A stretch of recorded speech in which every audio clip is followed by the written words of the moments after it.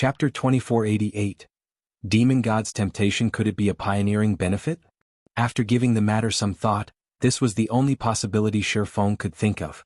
In his previous life, there was never any news of anybody discovering a treasure chest in the Star Tomb despite the many teams grinding their back then. Any treasure chest opened in the Star Tomb would definitely have caught the attention of others.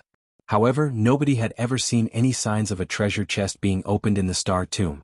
Hence, everyone had always believed that this regional dungeon did not spawn treasure chests and that players could only obtain resources and treasures from killing bosses there.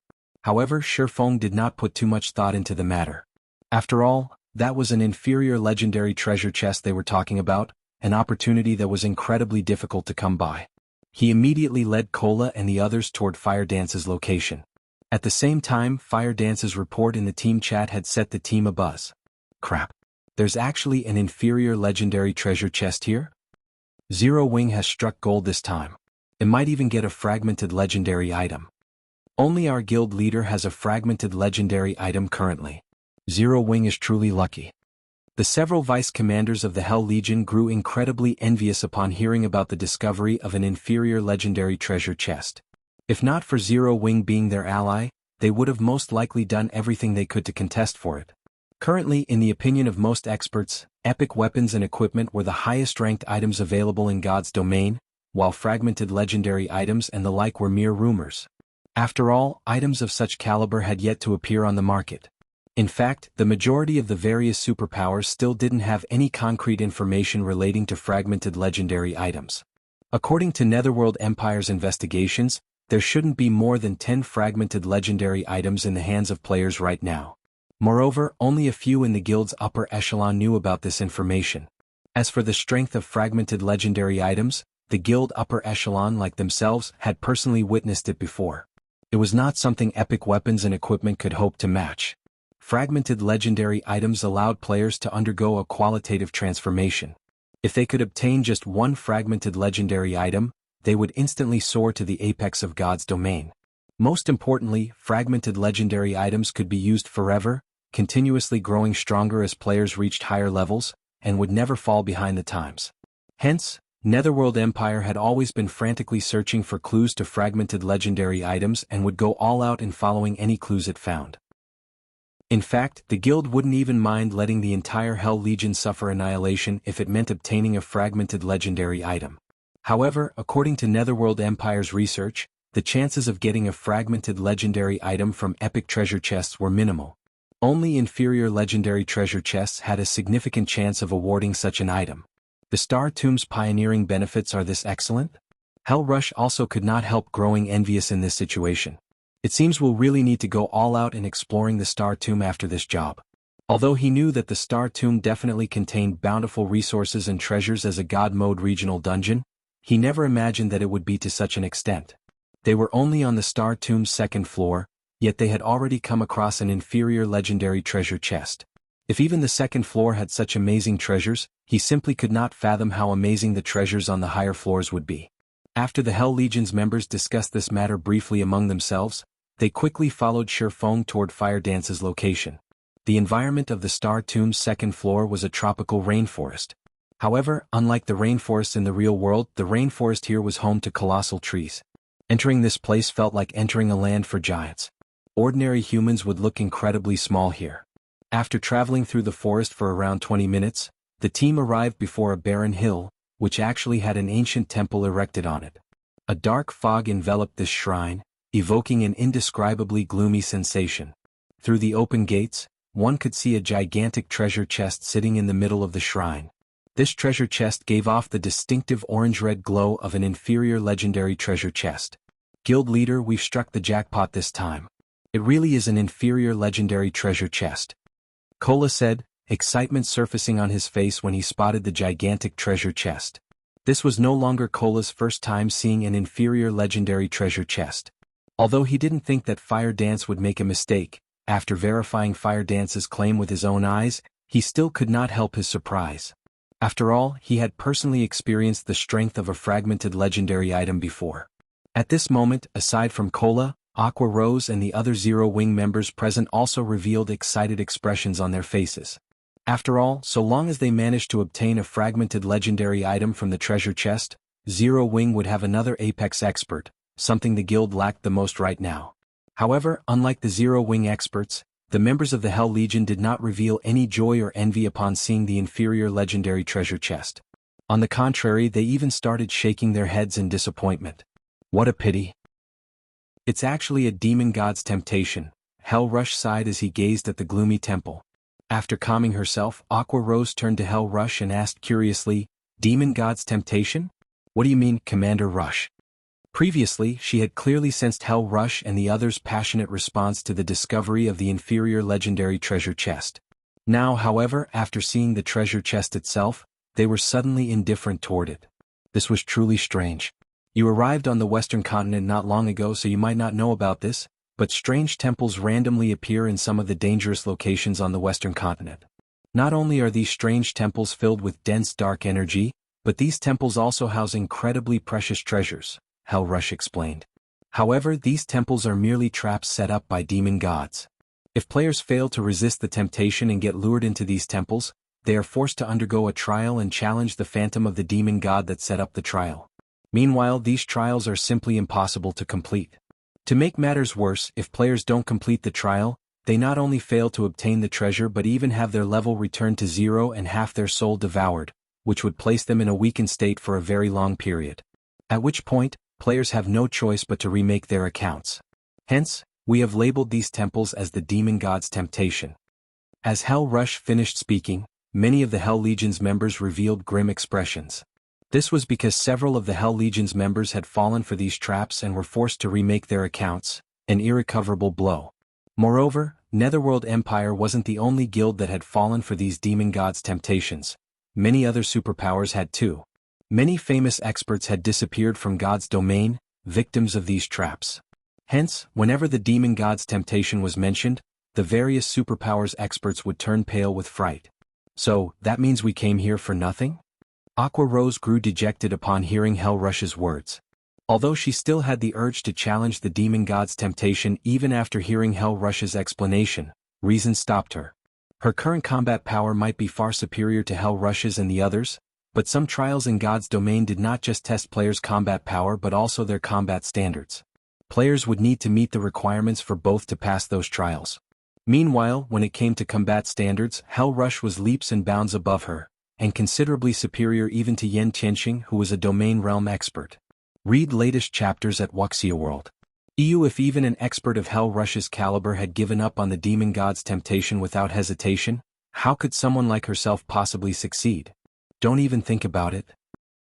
The greater the treasure stored inside a demon god's temptation, the more difficult the trial would be. Previously, a trial that housed an epic treasure chest already forced players to go up against a demon god's phantom of the same level and tier. With the reward being an inferior legendary treasure chest right now, I'm afraid the phantom summoned will be at least one tier higher than the challenger, Hell Rush advised. He too was tempted by the prospects of obtaining an inferior legendary treasure chest. If there were even the slightest possibility of success, he would most likely give the trial a try. However, that was not the case for the trial before him. Challenging it would be akin to making a bet guaranteed to lose. After all, the opponent's summon would be a tier 4 phantom of a god. The other members of the Hell Legion also agreed with Hell Rush's words. With their current strength, they could only admire the inferior legendary treasure chest from afar. They had to be tired of living to try to obtain it. No, we're not completely without options, Shifeng suddenly said. Chapter 2489, Circumventing the Rules?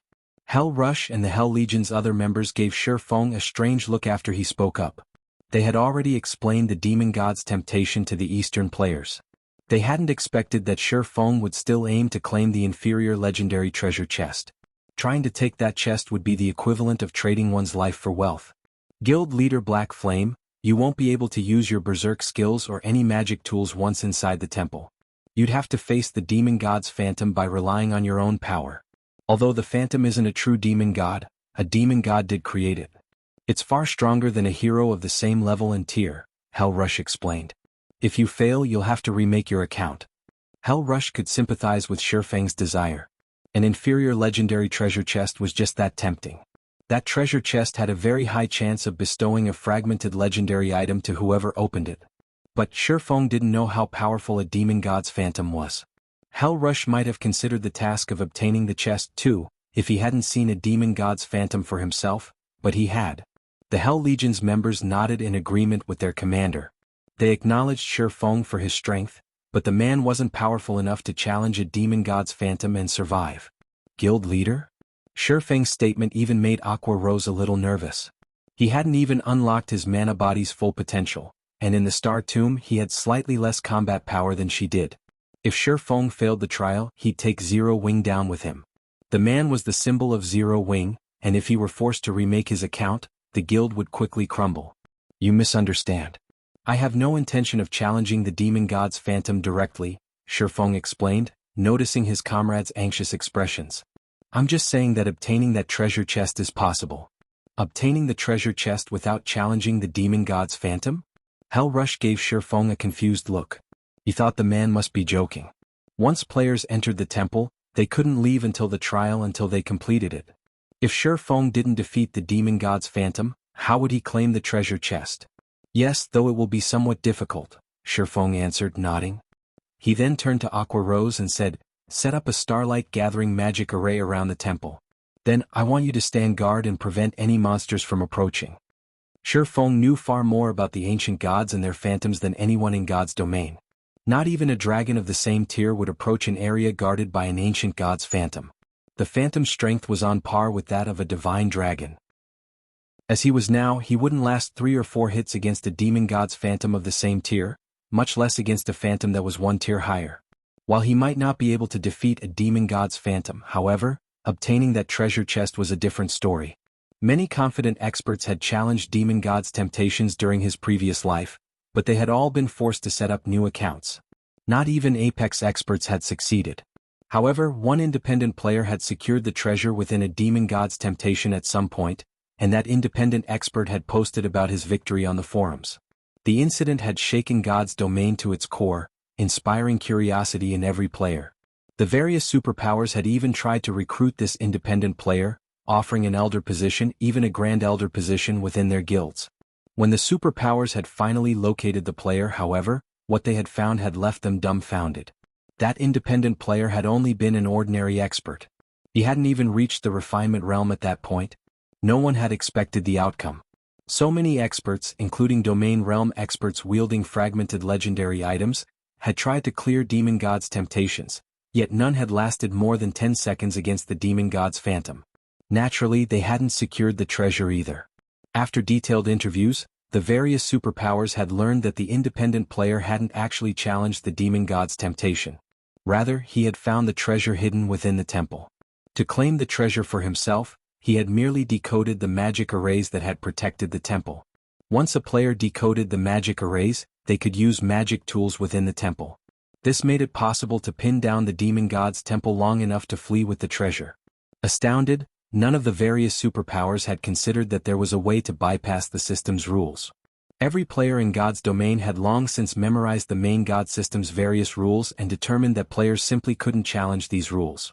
However, the main God system had never indicated that challenging existing rules was impossible.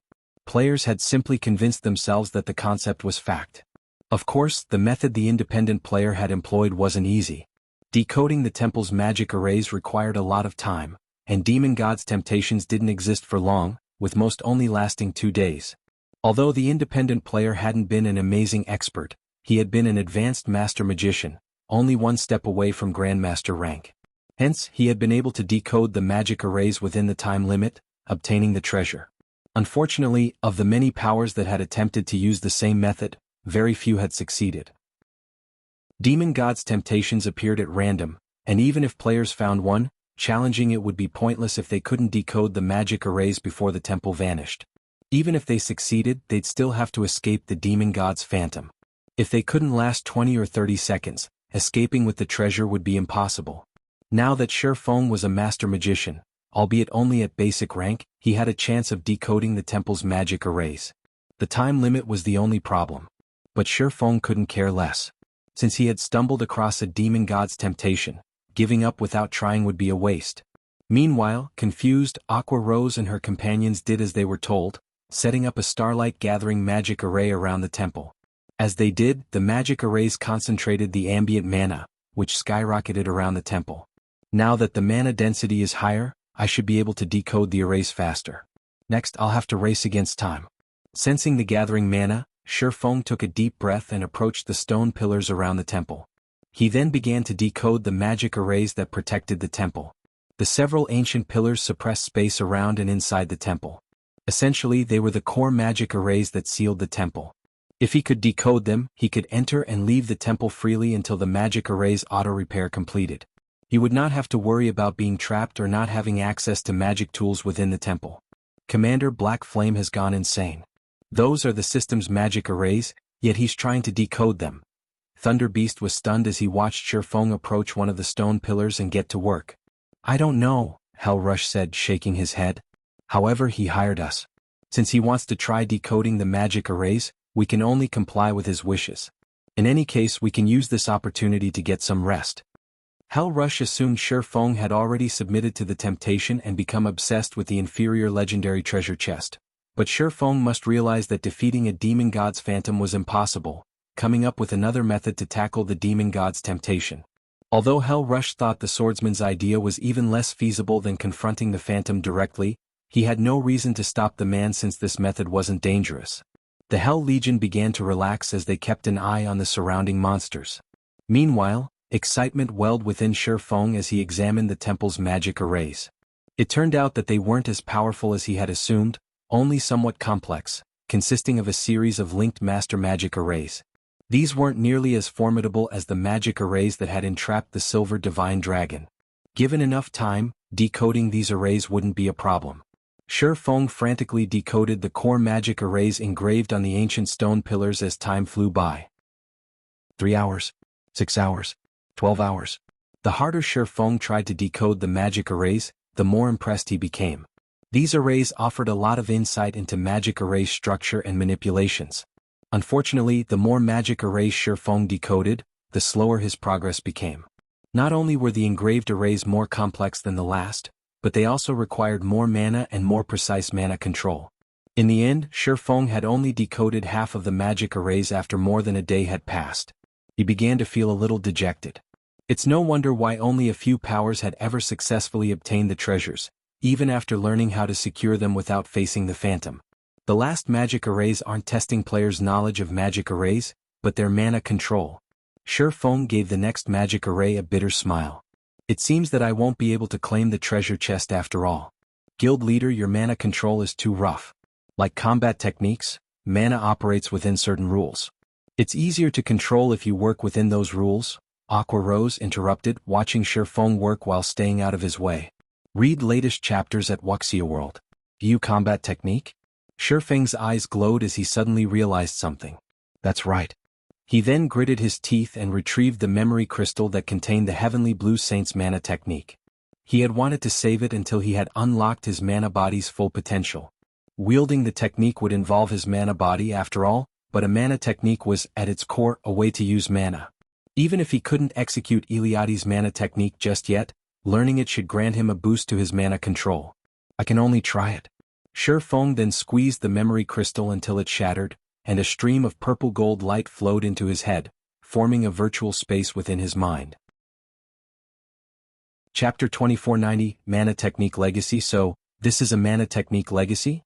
Shifeng was shocked when a virtual space manifested within his mindscape. Within the virtual space, his body performed the 3 sword strikes Iliadi had used against him in the legacy trial.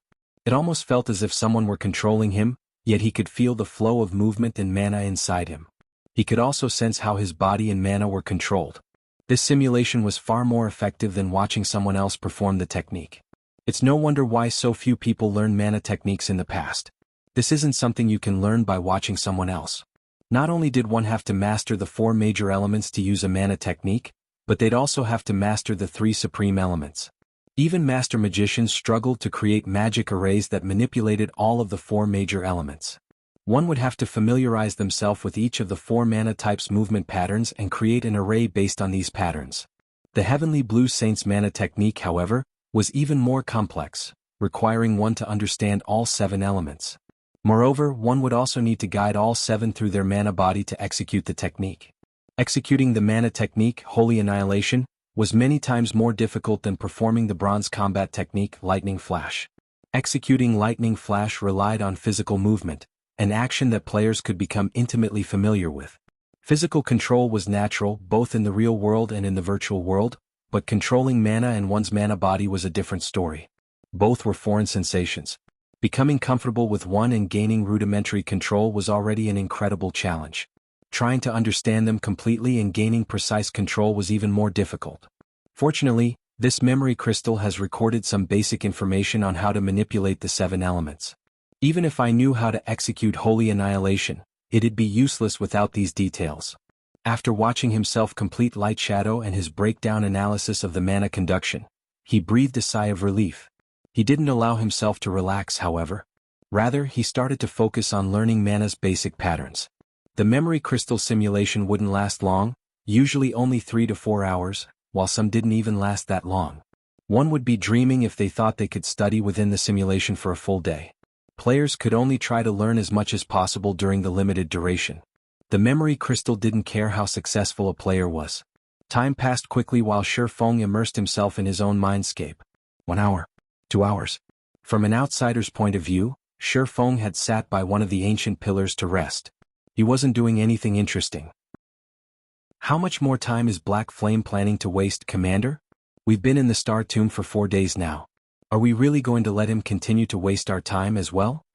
Thunder Beast asked Hell Rush, glancing at Shifeng's motionless form by the pillar. At least they had been able to grind monsters when they had first arrived. Although they hadn't obtained any loot, the monsters had awarded an abundance of EXP. They had gained a bit more mana control during their fights on the 2nd floor. Fortunately, helping Shifeng hadn't been a complete waste. But now, they had spent over a day in this area already just resting. Aside from killing the occasional group of earthen giants that had wandered too close to the demon god's temptation, they hadn't done a thing. All of the various superpowers experts were frantically grinding and leveling right now, yet the Hell Legion was stuck here doing nothing. Let's wait a little longer. We agreed to accompany Black Flame into the Star Tomb for 5 or 6 days, whether or not he finds what he's looking for. The 5th day isn't over quite yet. After the agreed-upon time, if he wants to remain, we'll retreat, Hell Rush said. He wasn't pleased about the situation either. If the Hell Legion were one of Netherworld's ordinary expert legions, this wouldn't have been a major issue, but that wasn't the case. The Hell Legion was Netherworld Empire's strongest trump card legion. Every member was an expert among experts. They did not have a ton of time to waste with Shifeng. Black Flame is stubborn. Not even the various superpowers have found success in a demon god's temptation. What can he possibly accomplish by himself? Thunder Beast grumbled, glaring at Shifeng. When the two had finished speaking, Shifeng's eyes fluttered open, and he returned his attention to decoding the magic arrays engraved on the stone pillar before him. This time, the magic arrays were much easier to decode, and the surrounding mana began to gather around Shifeng. What did he do? Thunder Beast was shocked to feel more and more mana gather around Shifeng. The mana became so dense that it actually became visible. The layer of mist that had formed around Shifeng was incredibly thin, and one could miss it if they weren't paying attention, but there were so few locations in God's domain that had dense enough mana for it to condense in such a way. Naturally, the various superpowers coveted every one of these locations. His mana control has improved. Hell Rush couldn't believe his eyes. And it's improved quite a bit. You can actually attract so much mana with better mana control? Thunder Beast gave his commander a skeptical look. With enough control, it is possible. I've met a Tier 4 magical class NPC that gathered a ridiculous amount of mana just by manipulating the mana around him. He hadn't even used any skills or spells, the female elementalist beside Hell Rush contributed. Black Flame is just a swordsman. How can he have so much control over mana? Thunder Beast glanced at Shifeng again, astonished. Matching a Tier 4 magical class NPC's mana control should be impossible for players at this stage of the game, yet not only had Shifeng accomplished the feat as a Tier 3 player, but he had done so as a non-magical melee class as well. Is this why he's so confident that he can help others unlock their mana body's potential? Hell Rush wondered, recalling Shifeng's previous declaration. Although Hell Rush had seen that Aqua Rose and her companions had unlocked their mana body's full potential, He had assumed it was a result of some means Zero Wing had to accelerate the process. He had had his doubts about whether this method could help the Hell Legion's several hundred members do the same within 1 month. Every player had a different mana body, and unlocking their potential would differ as well. Seeing Sherfong with mana control to rival that of a Tier 4 magical class NPC, however, the swordsman's claim seemed more plausible. Read latest chapters at Wuxia World. EUA players' mana control played a huge part in unlocking their mana body, which was why magical class players found the task much easier than physical class players. And yet, even Zero Wings members, especially Aqua Rose and the other magical class players, stared at Sherfong, dumbfounded. Their mana control had been much greater than Sherfang's, especially after they had unlocked their mana body's full potential. After resting for 3 short hours, however, Sherfong had gained far more control, pulling leagues ahead of them. Just what was going on? But before anyone could regain their senses, the glow from the magic arrays on the stone pillar began to fade. As it did, the faint layer of black fog around the temple began to dissipate, and the gloomy atmosphere vanished completely. Chapter 2491, Basic Mana Control, he decoded it? Something like this is actually breakable?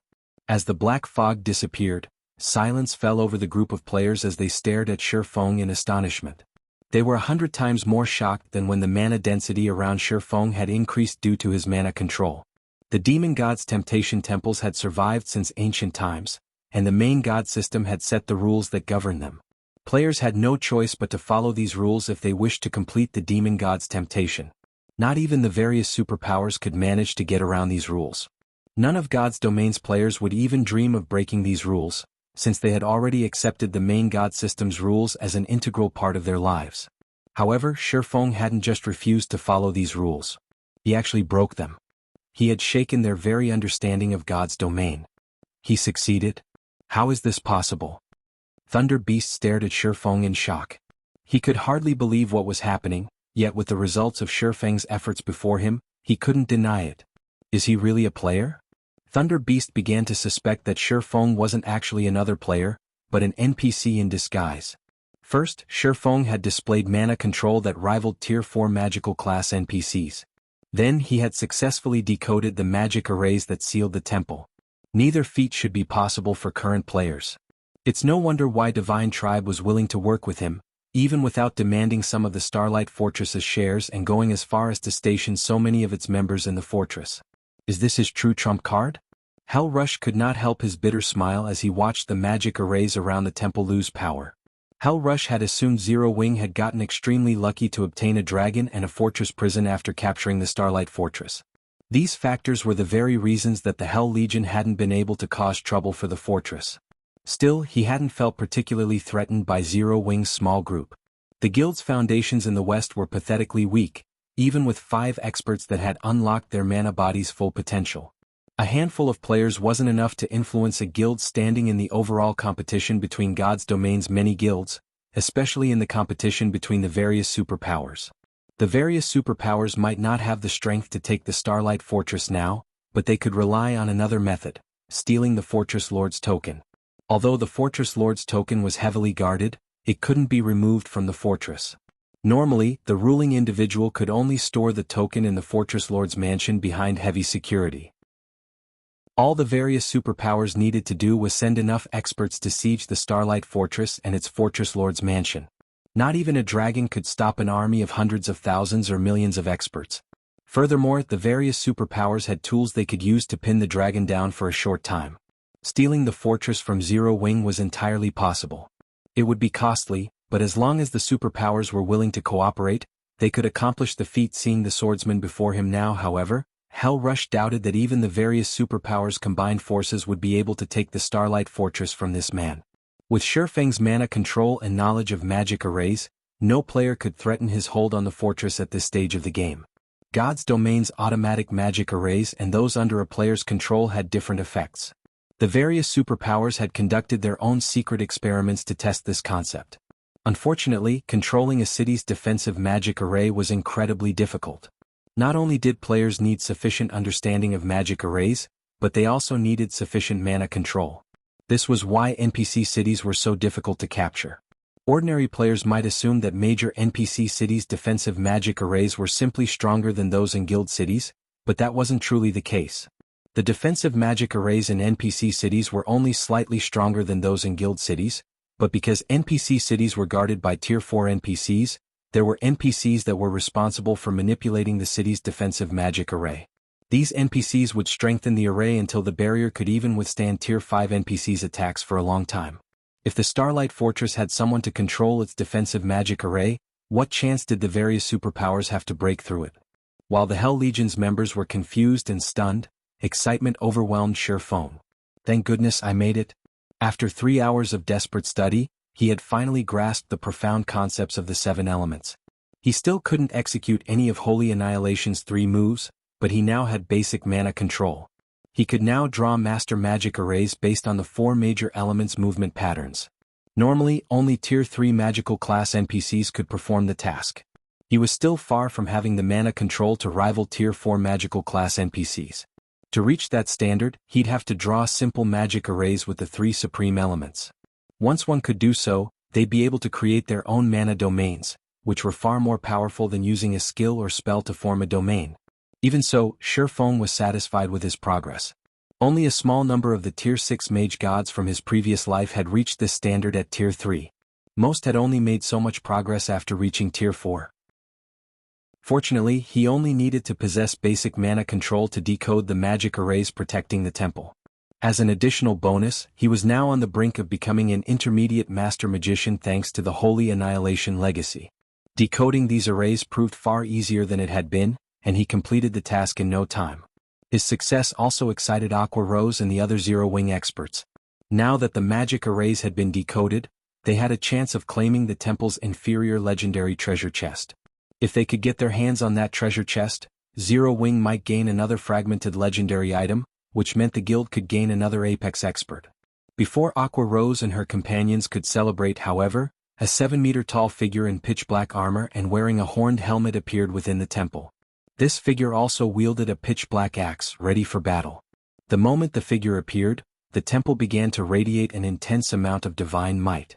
Even Hell Rush and his legion, who stood over 300 yards away from the temple, were overwhelmed by a sense of dread.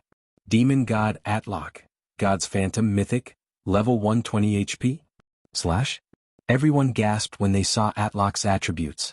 Level 120? Even Sherfone stared at Atlok with a grim expression. NPCs weren't like players. Every 5 levels they received a massive strength boost.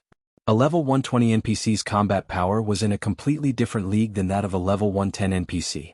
Right now, Atlok was even stronger than the Silver Divine Dragon Auerbeck. Are you really going in there, guild leader?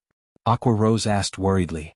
She had been confident of their chances of securing the inferior legendary treasure chest before she had seen Atlok, but after witnessing the demon god's phantom for herself, she realized how wrong she had been. She wouldn't last more than 5 seconds against the phantom. Even from so far away, the demon god's divine might reduced her combat power by at least 30%. She'd lose even more once she was within attack range. I've already gone this far. I have to try, Sherfone said, gritting his teeth. The demon god's temptation appeared at random.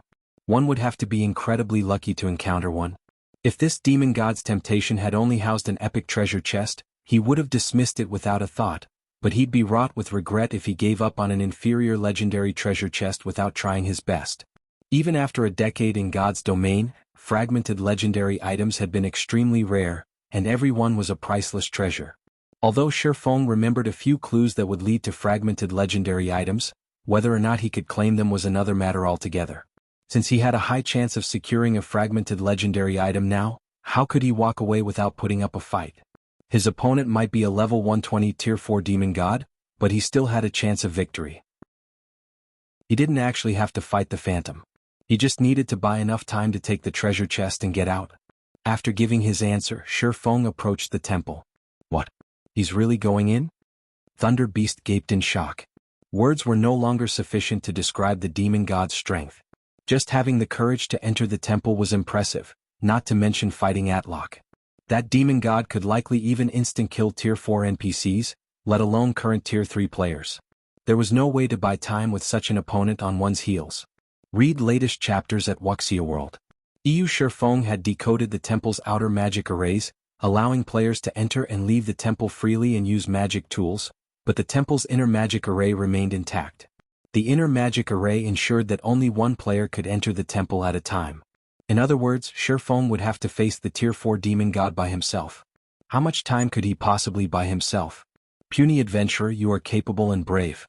You've decoded the magic array I had set up outside, and you even dare to enter my temple after seeing my phantom. Atlok addressed Shifeng, a hint of recognition lacing his tone.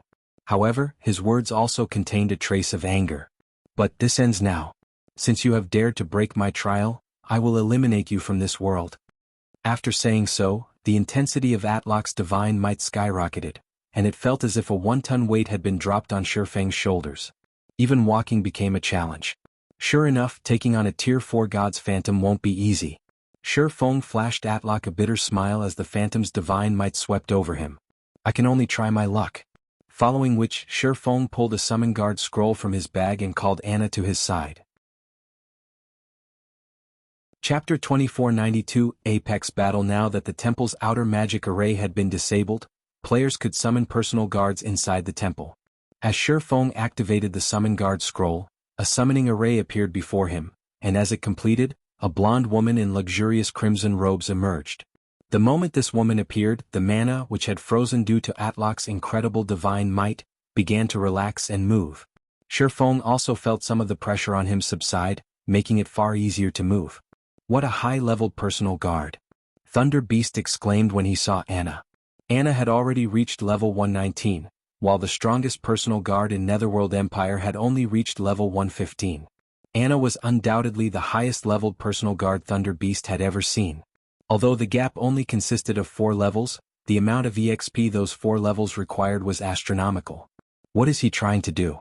Is he planning on throwing away his personal guard's life as well as his own? When Hell Rush saw Shifeng summon Anna, he was sure the swordsman had gone mad. Anna's level was high, but Atlok was level 120. There was a considerable difference between a level 119 NPC and a level 120 NPC. Most importantly, Anna was only Tier 3, whereas Atlok was Tier 4. Factoring in the difference between their life ratings, Anna didn't even have a chance of serving as a distraction to buy time. The demon god would kill her instantly. Shifeng was simply insane for summoning his personal guard here. Before Hell Rush and his companions could say more, however, Anna began to chant an incantation. A gigantic, threefold magic array then appeared on the temple's ceiling, illuminating the dusky temple and surrounding area with its dazzling, golden glow. After a moment, a woman in silvery white armor with 3 pairs of pure white feathery wings slowly descended from the golden magic array. How is that possible? A Tier 4 higher Valkyrie? Every member of the Hell Legion stared at the Valkyrie with wide, shocked eyes. Players on the Western continent were quite familiar with the concept of Valkyries. The continent's major NPC cities generally summoned these beings when they fought powerful demonic creature armies. Valkyries were considered major NPC cities' trump cards. Higher Valkyries, on the other hand, had the life rating to rival dragons. They were nigh-invincible among those of the same tier. A dark dragon had once assaulted a border city in the west, and the War God's Temple's branch temple master had stepped up and summoned a higher Valkyrie to save his city. Facing both the branch temple master and his higher Valkyrie, the dark dragon had been forced to retreat. And now Shifeng revealed that he too could summon a higher Valkyrie. Even if he did so by relying on his personal guard, the fact that he had this ability would shock all on the Western continent. A Tier 4 higher Valkyrie was even stronger than a Tier 4 hero of the same level, and the Valkyrie would have no issues destroying a minor NPC city by themselves. Moreover, unlike the Silver Divine Dragon, Shifeng's higher Valkyrie wasn't chained to the Starlight Fortress, L. He could take this Valkyrie wherever he went and summon her to aid him in battle. Just how many trump cards does he have? Hell Rush was at a loss for words. Not only was Shifeng's mana control and combat power extraordinary, but he could also summon a higher Valkyrie whenever it pleased him. He was practically a one-man army. If the various superpowers that wanted to assassinate Shifeng found out about this, they'd likely abandon any such thought in an instant.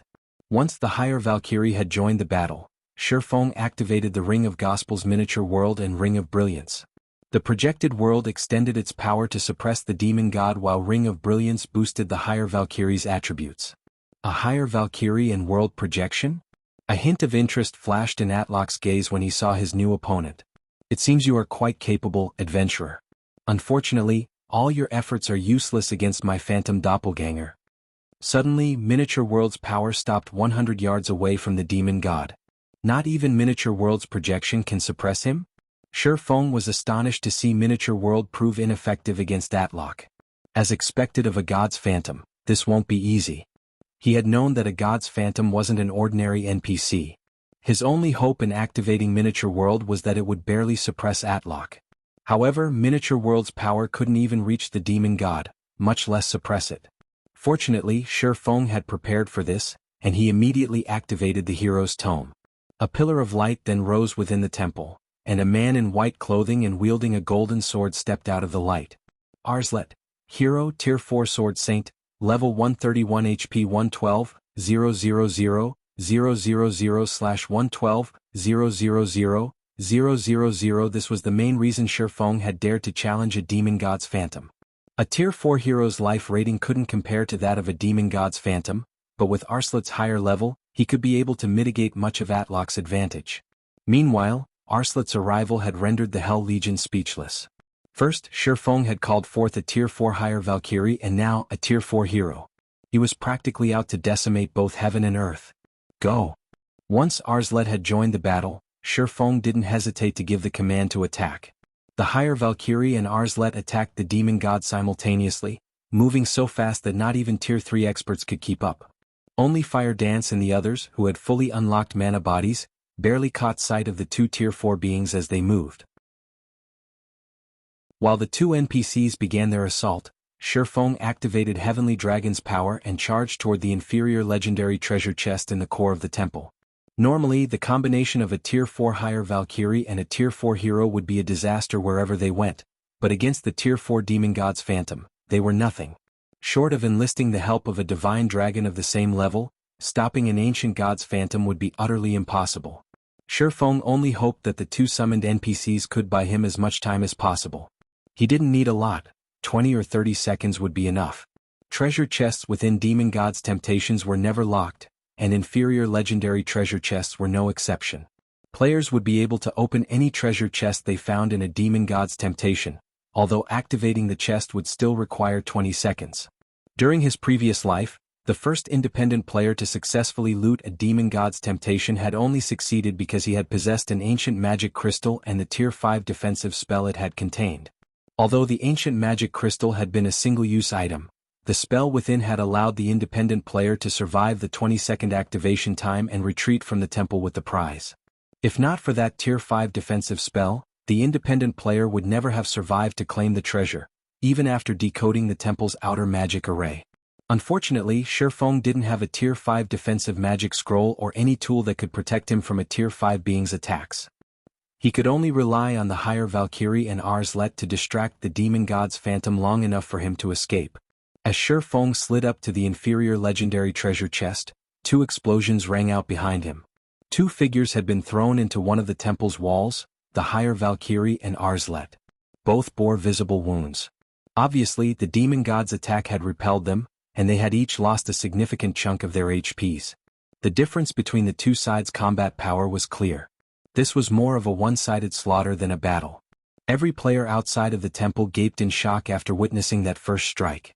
The two NPCs could decimate a minor NPC city on their own, yet the demon god had sent both powerhouses flying with a single attack.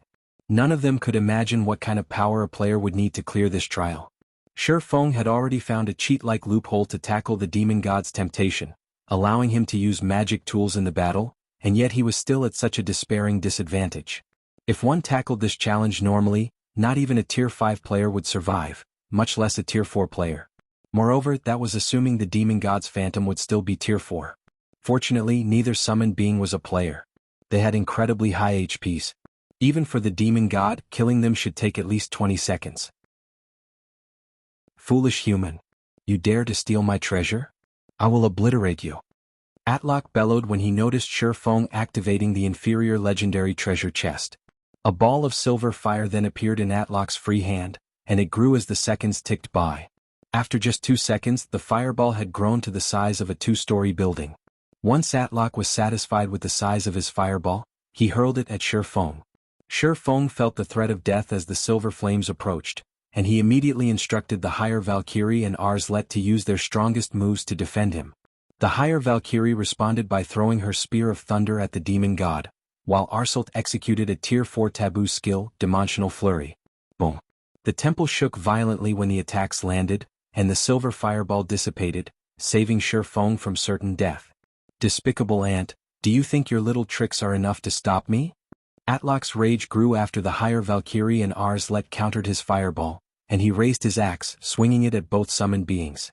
Space before the demon god's phantom shattered, forming multiple spatial tiers that reached for Shifeng's summoned guards. A mana technique? The attack felt unsettlingly familiar to Shifeng. It was so similar to Iliadi's third sword, Holy Annihilation. However, a Tier 4 god's phantom had used this move, not a Tier 3 heavenly blue saint. Neither the higher Valkyrie nor Arslet could counter this attack, and it sent both flying into the temple's walls once more. This time the temple's solid walls began to crack. Both summoned beings were now heavily injured. Read latest chapters at Wuxia World. You foolish thief. Now it's your turn. Atlok roared, sneering as he turned toward Shifeng. Atlok then swung his axe at the swordsman, who stood over 50 yards away. Space before Shifeng started to break, and spatial tiers flew toward Shifeng like a torrent of water. Realizing that the higher Valkyrie and Arslet couldn't come to his rescue this time, Shifeng gritted his teeth and activated the Seven Luminaries Ring's absolute domain. Block it. Chapter 2493, Holding Back a Demon God, It's Over. Isn't this demon god's phantom a little too strong? Everyone gaped as they watched Atlok's attack fly toward Shifeng. That attack was as powerful as a large-scale destruction spell, and it didn't even have a channeling time. It was also the same move Atlok had used to injure the higher Valkyrie and the Tier 4 hero. If not even those two could endure the attack, what chance did a Tier 3 player like Shifeng have of surviving it? Not even a powerful invulnerability skill could save the swordsman now. There was no such thing as a true invulnerability skill in God's domain. The game's so-called invulnerability skills and spells were merely defensive skills and spells that could block an opponent's attack and absorb the damage. However, if the opponent's attack were more powerful than the defensive skill or spell's damage tolerance, players would receive some of the damage. Based on Atlok's displays of power thus far, he definitely had Tier 5 strength. He might even be powerful enough to rival Tier 5 dragons. Not even an NPC's defensive magic array could handle that kind of power. At most, players' current invulnerability skills and spells could block Tier 4 attacks. They'd be utterly useless against Tier 5 attacks. The few horribly unlucky players to encounter Tier 5 beings had tried to use invulnerability skills and spells, yet they had died instantly. The shattered space within the temple rapidly reached toward Shifeng, covering a large enough area that it was impossible to evade. Suddenly, however, golden, divine runes appeared around the swordsman, radiating an indescribably sacred feeling. Boom!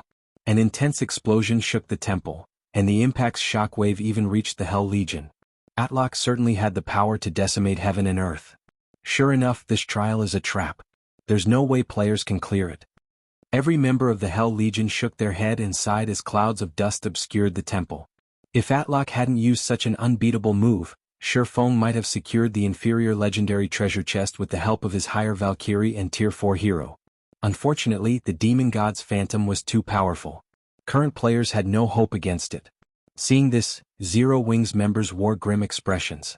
Shifeng and Zero Wing could recover if he suffered a normal death, but if he died in this temple, he'd have to remake his account. Wait. I see a golden light within the temple. Just as everyone assumed the fight was over, someone noticed a faint, golden glow radiating from within the dusky temple.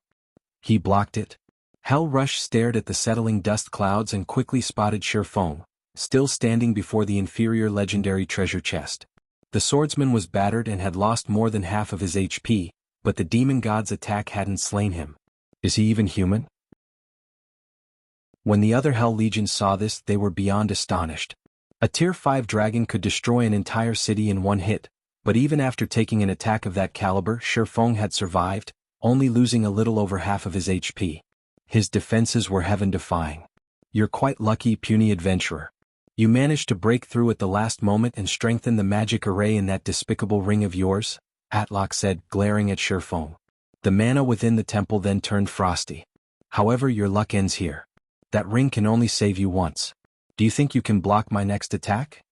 Atlok gripped his axe in both hands and raised it above his head. He closed his eyes and began to gather the ambient mana to his weapon. The gathered mana grew so dense that it soon took on physical form. Black hole. With the axe as its core, a miniature black hole formed above Atlok, swallowing everything nearby. Its incredible gravitational pull twisted space around it, sparing nothing. He still hadn't used his full strength? Sure Feng could only watch the demon god's phantom with a bitter smile. As Atlok had said, Sure Feng had broken through to the intermediate master magician standard at the last moment and manipulated the 7 luminaries ring's magic array. Even so, absolute domain hadn't been strong enough to block all of Atlok's attack. Worse yet, he couldn't use absolute domain again for another several minutes. Even if he could use the skill right now, it wouldn't be able to stop Atlok's miniature black hole. Run while the demon god is charging his attack, guild leader. If you let it hit you, everything we've worked for will be over.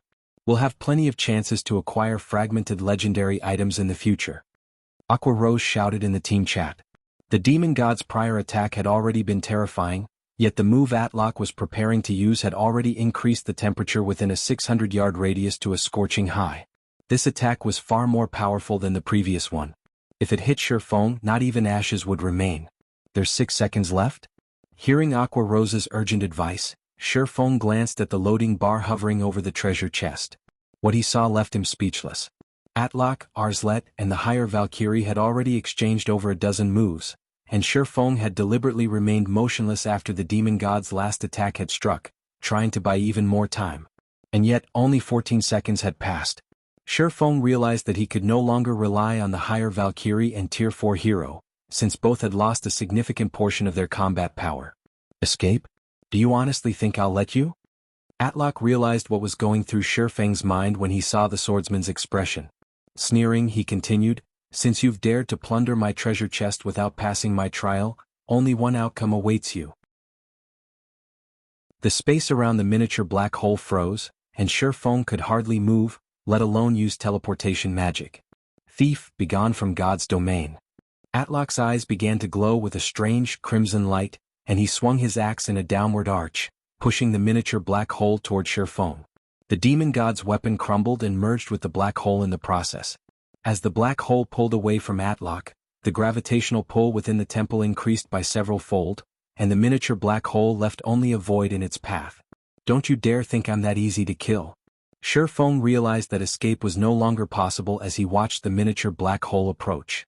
He decided to go for broke, pulling the Crimson Dragon flying ship from his bag and using a Tier 4 defensive magic scroll to bolster the ship's defenses. The Crimson Dragon flying ship had upper-ranked Tier 3 defensive capabilities, which was only slightly weaker than a major NPC city's walls. Normally, only Tier 4 existences could damage the flying ship. The Crimson Dragon flying ship's colossal hull manifested between Sure Feng and the incoming black hole. Once it grew to full size, a magic barrier appeared around the ship. Block it. The miniature black hole that slammed into the Crimson Dragon flying ship. As the attack made contact, the Tier 4 magic barrier around the flying ship disappeared, melting like a candle in a firestorm. Fortunately, the Crimson Dragon flying ship had fared better than that, although it rapidly disintegrated, losing durability by the hundreds. After 3 short seconds, the flying ship's durability had fallen from 5,000 to less than 2,000. Although the flying ship continued to lose durability, the loss slowed. It was clear that the miniature black hole had lost a considerable amount of power. You must block it. Sure Feng's anxiety spiked as he watched the Crimson Dragon flying ship's durability fall to 500. If not even the flying ship could block the miniature black hole, it would kill him instantly with how little HP he had remaining. 500, 300, 100. Sure Feng thought everything was over the moment the Crimson Dragon flying ship's durability hit 0, but the miniature black hole began to fade away. A short moment later, space within the temple returned to normal. By the time the black hole had disappeared, the inferior legendary treasure chest's activation had ended. Colorful lights filled the entire temple, so dazzling that one could see them from anywhere on the Star Tomb's 2nd floor. Success. Sure Feng was ecstatic to see the treasure chest's lid open. He reached into the chest without any hesitation, grabbing the items and tossing them into his epic spatial bag, one after another, not bothering to inspect them. Read latest chapters at Wuxia World. EU. Despite Sure Feng's speed, however, the treasure chest was too large, and the items within weren't organized. Moreover, the treasure chest contained over 20 items. By the time Shifeng collected the 10th item, Atlok was mad with wrath. "You'll never leave this place alive, thief!" Atlok bellowed. Shifeng heard the sound of shattering chains, and the demon god's phantom grew from tier 4 to tier 5. The phantom now exuded enough power that even Hell Rush and his Hell Legion, who had remained far away from the temple, shuddered in fear. Their instincts screamed at them to flee. "Crap. Everyone run." Shifeng gave Atlok, who was going berserk, a grim look. He hadn't expected the situation to develop like this. After he gave the command to retreat, he promptly used the tier 3 instantaneous movement scroll he had prepared beforehand. Chapter 2494, Legendary Event. When Shifeng disappeared, Atlox became even more incensed. "You think you can escape my grasp, thief?" The demon god's eyes narrowed as he shifted his gaze to the forest's southern end. With a cutting hand gesture, Atlok created a spatial gate, stepping into it and leaving only Anna, Arslet, and the higher Valkyrie in the temple. As Atlok left, the temple began to fade away. The players outside of the temple gasped as it did. They had never dreamed that Shifeng would get away, accomplishing a feat that not even the West's various superpowers could overcome. Although Shifeng had relied on a cheat-like method to do so, it was an undeniable fact that he had secured the treasure from a demon god's temptation. What surprised everyone more, however, was the fact that the demon god's phantom had reached tier 5 at the very last minute. After witnessing the demon god's phantom's combat power at tier 4, they all knew that it was practically invincible at this stage of the game now that it had reached tier 5. Destroying an entire empire should be a piece of cake for the being, much less an entire kingdom. Furthermore, the demon god's phantom had left the temple to chase down Shifeng. The situation was simply absurd. "Commander, let's get out of here. If that demon god returns, it won't rest until every last one of us is dead." Thunder Beast urged Hell Rush once Atlok had left through the spatial gate. Even without Shifeng's warning to flee, they knew how dangerous their current predicament was. "Retreat." Hell Rush could only sigh as he glanced toward the forest's southern area. Although Shifeng had secured the treasure, a tier 5 demon god's phantom was now hunting him. Shifeng's chances of surviving were practically non-existent. An enraged tier 5 demon god was no trivial existence. Not even a tier 5 dragon would escape Atlok's wrath. While the Hell Legion and Zero Wings experts pulled back to the passage leading to the Star Tomb's first floor, Shifeng, who had fled by using a tier 3 instantaneous movement scroll, activated disintegration power, forcing himself to tier 4. He then activated Gale Domain and flew toward the Star Tomb's exit with as much haste as possible, no slower than a flying mount. Before Shifeng had made it 2,000 yards, however, a spatial gate opened in his path, and Atlok emerged. He teleported here directly? The sight of the demon god's phantom left Shifeng speechless.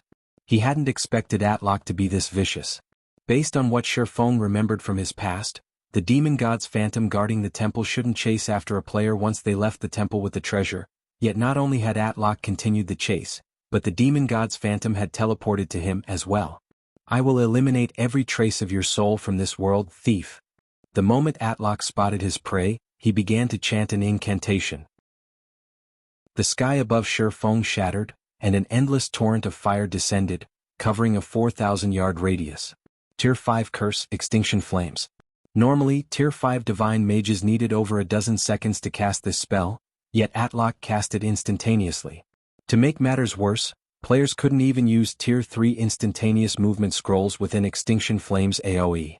Noticing the inferno from a distance, the Hell Legion and Zero Wings members were astonished. Even from so far, they could see flames engulf the area above the entire southern forest, threatening to devour the wooded area. How could anybody escape such a terrifying attack? Suddenly a spatial tear opened before the team and a figure jumped through it. The figure was none other than Shifeng, who looked incredibly miserable. His HP was already in the red. "Guild Leader Black Flame? You actually managed to escape?" Hell Rush was surprised to see the swordsman. The rest of the team could only stare at Shifeng in shock. The demon god had clearly used a tier 5 curse against Shifeng, yet he had escaped with his life. It was unbelievable. "Everyone get ready. The demon god's phantom hasn't noticed me yet. I'll open a spatial gate that teleports us to the first floor. As soon as it opens, go through it." Shifeng shouted his command when his teammates only stared at him. The only way to flee from a Tier 5 curse like Extinction Flames was to teleport out of range with a Tier 4 instantaneous movement scroll. Although Shifeng didn't have one on hand, he had the 7 Luminaries Ring, an extraordinary life-saving tool. With the 7 Luminaries Ring space movement, he could teleport to any location within a 600,000-yard radius, but when he had jumped into the spatial tear the skill created, the curse's flames had followed, scorching him and nearly taking his life. Fortunately, he had activated disintegration power, which temporarily granted him a Tier 4 player's defense and HP. If he had only relied on Heavenly Dragon's power's defense and HP, that attack would have been the end of him. However, space movement had a 3-minute cooldown. If the demon god came at him again he wouldn't survive. He couldn't just leave the Hell Legion and his comrades here, and now that Atlok was so furious, the demon god's phantom would transform every inch of the Star Tomb into a land of death. Aqua Rose and the others could only survive if they left the regional dungeon now. Shifeng didn't waste any time in summoning the spatial gate. The rest of his team realized that they were in a race against time as well, and they charged through the spatial gate the moment it was complete, vanishing from the Star Tomb's second floor. By the time Atlok had realized what was happening and used space movement himself, everyone had fled through the spatial gate already. Despicable thief. I will never let you get away with this. Atlok roared as the spatial gate disappeared as well. Meanwhile, once Shifeng was outside of the Star Tomb, he received a system notification. System, you have triggered the legendary quest, Demon God's Wrath. You have stolen Demon God Atlok's treasure, and the Demon God has employed the soul curse against you in retaliation. Not only will Demon God Atlok and his kin hunt you, but you will suffer triple the death penalty. In addition, you will lose 1 level every 7 days. Once your level falls below level 100, the Demon God will find you. Quest content, kill Demon God Atlok's phantom doppelganger. No time limit. Quest reward unknown. As Shifeng received the system notification, everyone else heard the sound of a system announcement. Star Valley Region System Announcement. A player has triggered Star Valley's legendary event, Demon God's Wrath. A Demon God Shrine will activate in Star Valley in 1 day. Players will have the opportunity to receive the Demon God's legacy at that time. The system announcement repeated 3 times, and all players within Star Valley heard it clearly. For a time, an uproar shook Star Valley to its very core. Chapter 2494, Legendary Event. When Shifeng disappeared, Atlok became even more incensed. You think you can escape my grasp, thief? The demon god's eyes narrowed as he shifted his gaze to the forest's southern end. With a cutting hand gesture, Atlok created a spatial gate, stepping into it and leaving only Anna, Arslet, and the higher Valkyrie in the temple. As Atlok left, the temple began to fade away. The players outside of the temple gasped as it did. They had never dreamed that Shifeng would get away, accomplishing a feat that not even the West's various superpowers could overcome. Although Shifeng had relied on a cheat-like method to do so, it was an undeniable fact that he had secured the treasure from a demon god's temptation.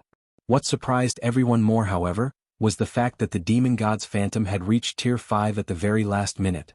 After witnessing the demon god's phantom's combat power at Tier 4, they all knew that it was practically invincible at this stage of the game now that it had reached Tier 5.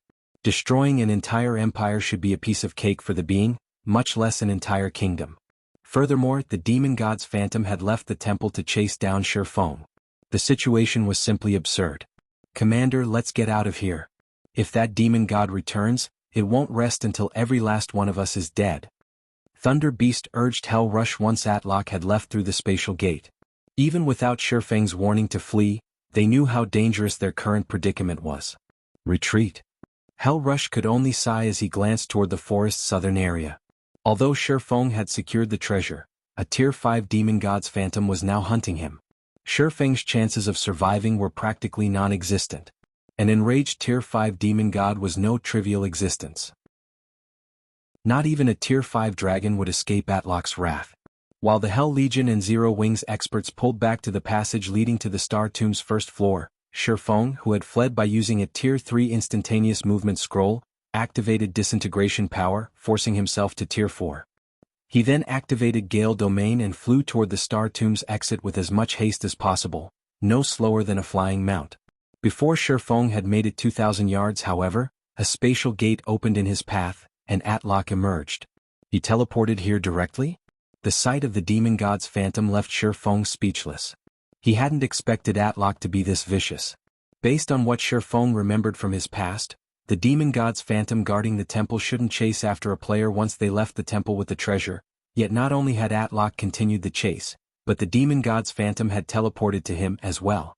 I will eliminate every trace of your soul from this world, thief. The moment Atlok spotted his prey, he began to chant an incantation. The sky above Shifeng shattered, and an endless torrent of fire descended, covering a 4,000-yard radius. Tier 5 Curse, Extinction Flames. Normally, Tier 5 Divine Mages needed over a dozen seconds to cast this spell, yet Atlok cast it instantaneously. To make matters worse, players couldn't even use Tier 3 instantaneous movement scrolls within Extinction Flames AoE. Noticing the inferno from a distance, the Hell Legion and Zero Wings members were astonished. Even from so far they could see flames engulf the area above the entire southern forest, threatening to devour the wooded area. How could anybody escape such a terrifying attack? Suddenly a spatial tear opened before the team and a figure jumped through it. The figure was none other than Shifeng, who looked incredibly miserable. His HP was already in the red. Guild leader Black Flame? You actually managed to escape? Hell Rush was surprised to see the swordsman. The rest of the team could only stare at Shifeng in shock. The demon god had clearly used a Tier 5 curse against Shifeng, yet he had escaped with his life. It was unbelievable. Everyone get ready. The demon god's phantom hasn't noticed me yet. I'll open a spatial gate that teleports us to the first floor. As soon as it opens, go through it. Shifeng shouted his command when his teammates only stared at him. The only way to flee from a Tier 5 curse like Extinction Flames was to teleport out of range with a Tier 4 instantaneous movement scroll. Although Shifeng didn't have one on hand, he had the 7 Luminaries Ring, an extraordinary life-saving tool. With the 7 Luminaries Ring space movement, he could teleport to any location within a 600,000-yard radius, but when he had jumped into the spatial tear the skill created, the curse's flames had followed, scorching him and nearly taking his life. Fortunately, he had activated Disintegration Power, which temporarily granted him a Tier 4 player's defense and HP. If he had only relied on Heavenly Dragon's Power's defense and HP, that attack would have been the end of him. However, space movement had a 3-minute cooldown. If the demon god came at him again, he wouldn't survive. He couldn't just leave the Hell Legion and his comrades here, and now that Atlok was so furious, the demon god's phantom would transform every inch of the Star Tomb into a land of death.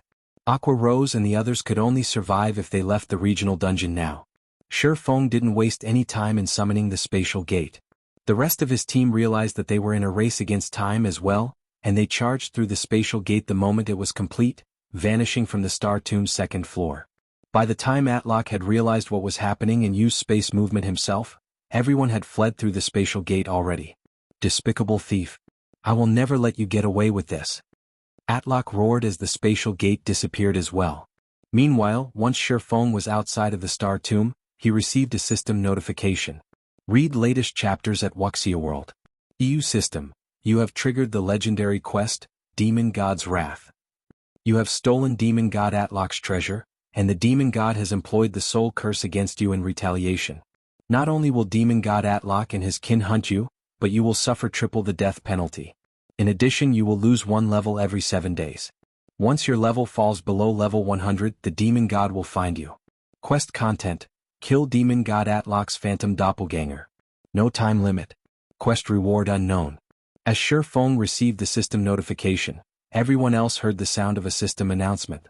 Star Valley Region System Announcement. A player has triggered Star Valley's legendary event, Demon God's Wrath. A Demon God Shrine will activate in Star Valley in 1 day. Players will have the opportunity to receive the Demon God's legacy at that time. The system announcement repeated 3 times, and all players within Star Valley heard it clearly. For a time, an uproar shook Star Valley to its very core. Chapter 2495, Star Valley Shaken. Star Valley has a Demon God's legacy, L? What's going on? The system is releasing a God's legacy? Won't it make players invincible in God's domain? The Demon God's Shrine? I have to check it out. After the system announcement, many players in Star Valley practically glowed with excitement. They wanted nothing more than to charge toward the Demon God's Shrine to investigate the event. In God's domain, legacies were even more important than weapons and equipment. Legacies could transform players' foundations, setting them up with a more advanced starting point than others. With a powerful legacy, players could also learn stronger skills or spells. They could even obtain top-tier weapons and equipment that were specific to their legacy. An ordinary legacy could boost an ordinary player into the ranks of experts. However, legacies were incredibly rare in God's domain, even rarer than epic items.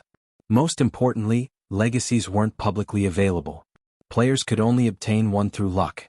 And yet, not only did the Demon God's Shrine offer a legacy to the general public, but the system had also declared that it was a Demon God's legacy. This wasn't just some random legacy barely related to the Demon God. Why wouldn't players go crazy over this news?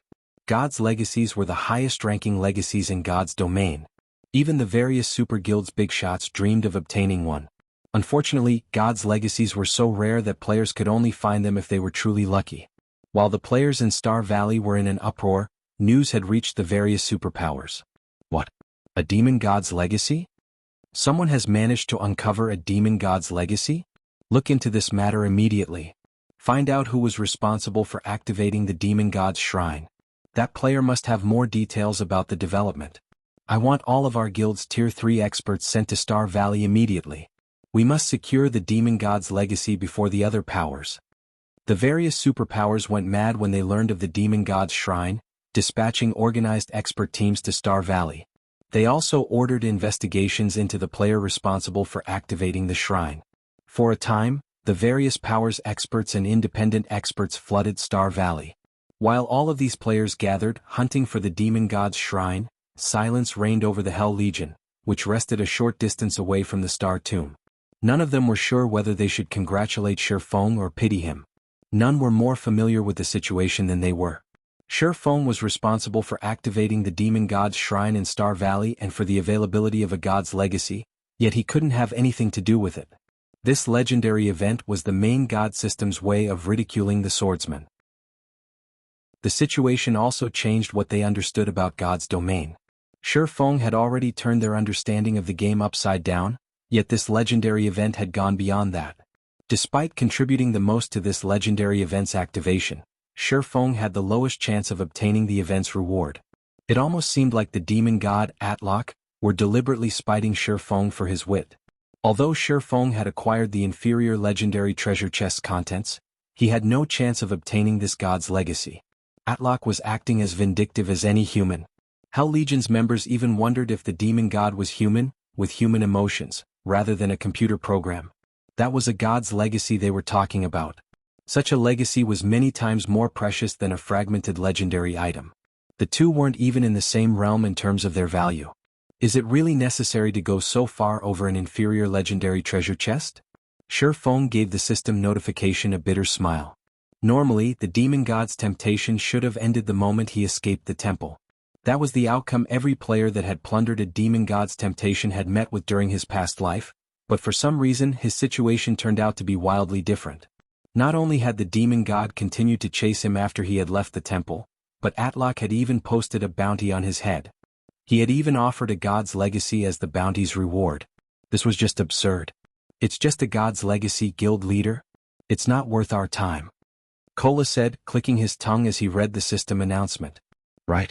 We're strong enough that we'll have plenty of chances to obtain other gods' legacies in the future. Aqua Rose added, nodding in agreement. Although Kola and Aqua Rose tried to reassure their guild leader, the Hell Legion's members realized that they were simply putting up a strong front. They were talking about a god's legacy after all. Only the most fortunate players had a chance to obtain one. Moreover, based on how this event had been triggered when Shi Feng slipped through Atlok's grasp, the requirements to obtain the legacy likely involved targeting Shi Feng. NPCs often hunted down God's Domain's players, but since the gods couldn't appear on the continent right now, Atlok was forced to post a bounty. Guild leader Black Flame, you don't need to be concerned about this. The demon god might be using a god's legacy as bait, but obtaining it will likely be a major challenge. This might even be another of the demon god's traps. At least you managed to get your hands on the treasures in that chest, Hell Rush said, trying to console Shi Feng. Thank you for your concern, Commander Rush, but I don't really mind the situation, Shi Feng said, smiling at Hell Rush when he saw the man's pity. He didn't actually care that Atlok had placed a bounty on his head. He was far more concerned about the triple death penalty and weekly level reduction, but as long as he took extra care and maintained his leveling speed, the penalty shouldn't pose a problem. While the demon god's legacy might be more valuable than a fragmented legendary item, perhaps even more than a legendary item, he had no desire for it. Atlok's legacy was on par with Aqua Rose's sea god's legacy. At most it was a peak legacy. Moreover, Hellrush didn't know that Atlok wasn't the only demon god after his life. He had plenty of time bombs threatening his life in God's domain. What was one more? If offending a demon god meant that he could get his hands on a fragmented legendary item, he didn't mind offending a few more. None of the Hell Legion's members believed Shifeng's claim, however. They had all witnessed the swordsman's strength. If anyone had a chance of obtaining the demon god's legacy, it'd be Shifeng, but since the man in question had brushed the issue off, they could only nod and smile in response. Read latest chapters at Wuxia World. You, right, guild leader, what did you get from the treasure chest? Kola eagerly asked, ignoring the Hell Legion's skeptical looks. Kola's question reminded Shifeng that he hadn't inspected the items. He immediately opened his back to see what he had won. He had been too busy fleeing for his life earlier, so he hadn't had the time to investigate his loot. Once he had escaped the Star Tomb, his personal system notification and the regional announcement had demanded his attention. As Shifeng inspected the items, he was stunned. It's no wonder why that demon god's reaction was so extreme. If I had been in his position, I'd have gone crazy too. When Shifeng saw the crystal radiating divine might in his bag, realization dawned on him. Chapter 2496, Inferior Legendary Treasure Chest Treasures. What's wrong, guild leader? Aqua Rose asked, curious when she saw Shifeng's odd expression. They had gone to great lengths to loot the shrine's treasure chest. If the items weren't valuable, they'd have suffered a great loss. It's nothing. I'm just surprised by how excellent our harvest is, Shifeng said, chuckling. Not only did we obtain a few legendary materials and the Star of Light I was after, but we've also obtained an epic weapon set, a fragmented legendary item, and a dark gold set equipment forging design. Shifeng then shared the information on the several weapons, equipment, and design he had obtained in the team chat. He had no intention of the items. Absolute Shadow, Dagger, Main Hand, Epic Rank, Level 100, Level 150 Equipment Requirement. Strength 2, 3 attributes adjust according to user's level. Attack Power plus 6,325, Level 100, Strength plus 422, Agility plus 376, Endurance plus 350, Attack Speed plus 18. Attacks carry the power of shadows. During attacks, reduce target's defense by 30%, 35% chance to cause 270% damage, 10% chance to trigger Shadow Raid, increasing user's attack speed by 40% for 3 seconds. When equipped, main attribute increased by 10%, secondary attributes increased by 8%, reaction speed increased by 10%, all of weapon skills effects increased by 10%, completion rate with all weapon skills increased by 2%, ignore levels plus 10. Additional passive skill Shadow Strike. Every attack accumulates 1 point of shadow energy, independent from sub-absolute shadow.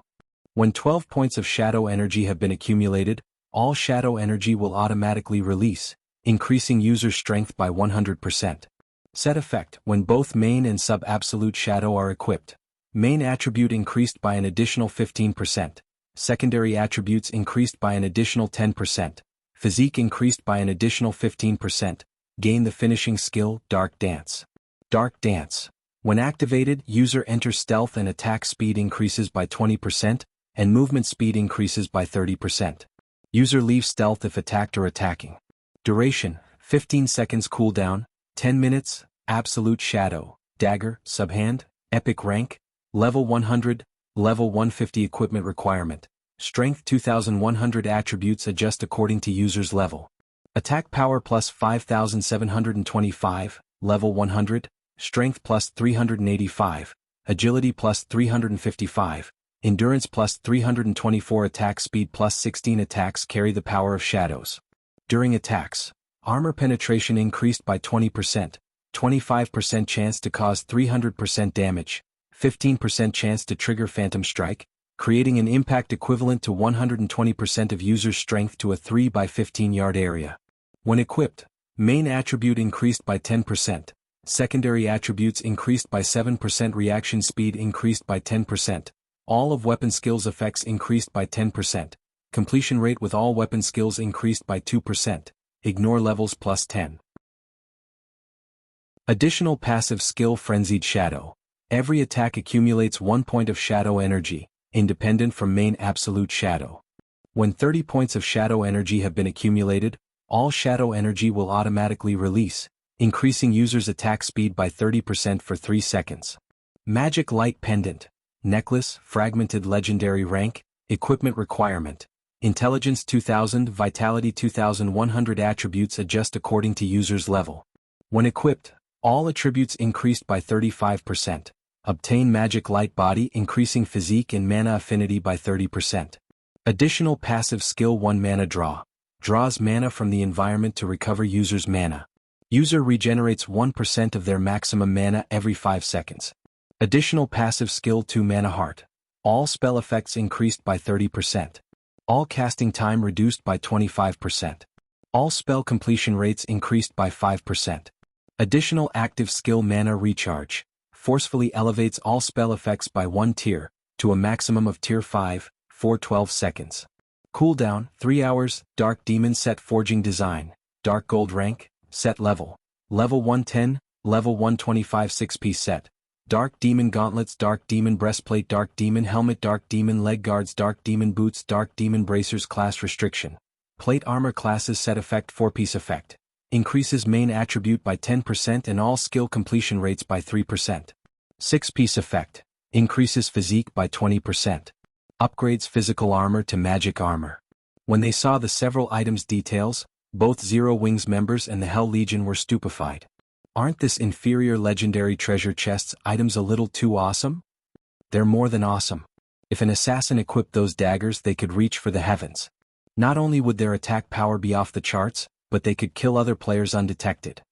Those daggers are impressive, but they're garbage compared to the necklace for magical classes. I bet I could even challenge my tier 4 promotion quest as soon as I meet the level requirement with that necklace. That dark gold set equipment is just as incredible. The 6-piece set effect actually converts the set's defensive rank into magic armor. Opponents would have a hard time dealing damage to a player in that set. If an entire team could wear the Dark Demon set, they'd become an unstoppable army. Every member of the Hell Legion drooled when they saw the items. They had never dreamed that Zero Wing would gain such astounding items. Not only had Shifeng secured a fragmented legendary item, but he had also obtained a top-tier epic weapon set and dark gold set equipment forging design. These items were likely as valuable as the Demon God's legacy. Hell Rush was particularly jealous, especially when he saw the Dark Demon set. It was godly equipment for plate armor classes. For a moment he even forgot about the Demon God's legacy. Magic armor was closest to rivaling divine armor. Not only did it reduce the damage from non-piercing attacks of the same tier by 30%, but it also reduced magic damage by a significant margin. It even doubled the damage reduction from attacks of a lower tier. To put it simply, every plate armor class dreamed of obtaining such equipment. If he could arm the Hell Legion's plate armor members with Dark Demon sets, they'd become an unstoppable force on the battlefield. Although the Demon God's legacy was amazing, it wouldn't be as visibly effective at this stage of the game. Its effects would only become more apparent once players had reached higher levels and tiers. The Dark Demon set, on the other hand, could offer immediate results the moment players equipped it. After seeing these items, Hell Rush was certain that Shifeng hadn't suffered from this transaction. Shifeng might have lost an opportunity to gain a legacy, but with these items he could boost the strength of Zero Wing's main force. They'd be particularly helpful when Zero Wing raided super large-scale team dungeons. You're too impulsive, guild leader. You shouldn't have shared that information. Now, it won't be long before the various superpowers find out about those items. Some of them will try to take them from us, especially aiming for that magic light pendant. I'm afraid that the various superpowers' magical class experts will do everything in their power to get their hands on it. Aqua Rose scolded.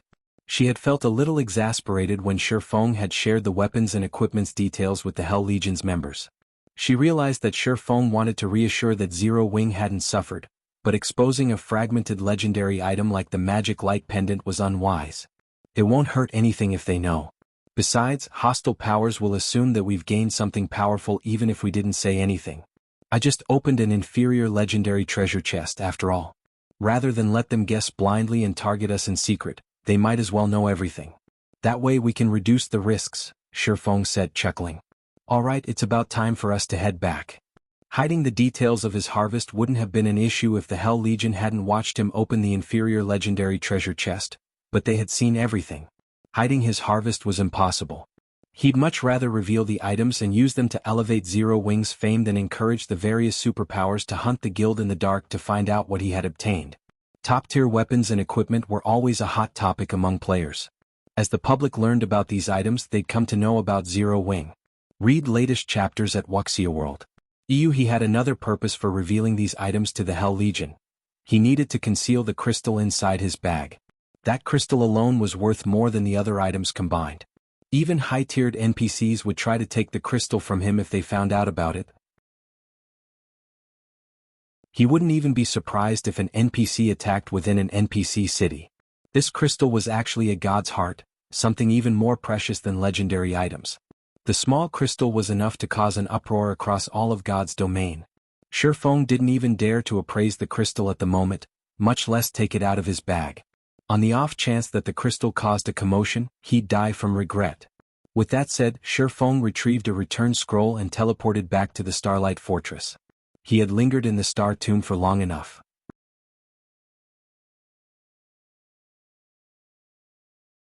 Chapter 2497, Changes to the Starlight Fortress. Star Valley, Starlight Fortress. As Shifeng and the others returned to the Starlight Fortress, they were surprised by the sight that greeted them. Players now crowded the previously unpopular Starlight Fortress, and some hadn't even reached level 100 yet. These players hawked their wares from the fortress's streets, selling all kinds of resistance potions and equipment. Some of them even sold level 100 plus secret silver weapons and equipment. Such prosperity made it hard to imagine that the Starlight Fortress was a small fortress that had only opened less than a week ago. It looked more like a medium fortress that had been open to the public for several months. Why are so many players here? Thunder Beast was stunned and confused as he glanced at the crowded streets. He knew that very few players, other than Divine Tribe and his team, had been in the fortress before they had left on their expedition. The Starlight Fortress's entrance fee and general expenditures were exorbitant, after all. Remaining in the fortress for one extra day alone cost players another magic crystal. Not even experts like him could tolerate such a high price, not to mention normal players. With how Shifeng ran the fortress, Thunder Beast thought he would be fortunate to earn enough to sustain the fortress's daily operations. But contrary to his expectation, the Starlight Fortress practically overflowed with wealth, most of which came in the form of magic crystals. This fortress was almost more profitable than a grade 3 or vein. The situation even astonished Hell Rush. Even if the Demon God's Shrine has attracted quite a few players to Star Valley, the Starlight Fortress shouldn't have developed so quickly. What exactly happened here? Hell Rush watched the players wander the fortress's streets in confusion. He had expected the Starlight Fortress to become a popular location in Star Valley. Not many on the Western continent could resist the temptation of a Demon God's legacy, and if they wanted to obtain it, they had to spend some time in the area. There was no denying that the Starlight Fortress was the best resting spot in Star Valley. The cost of living in the fortress might be incredibly high, but compared to a Demon God's legacy, the cost was practically negligible.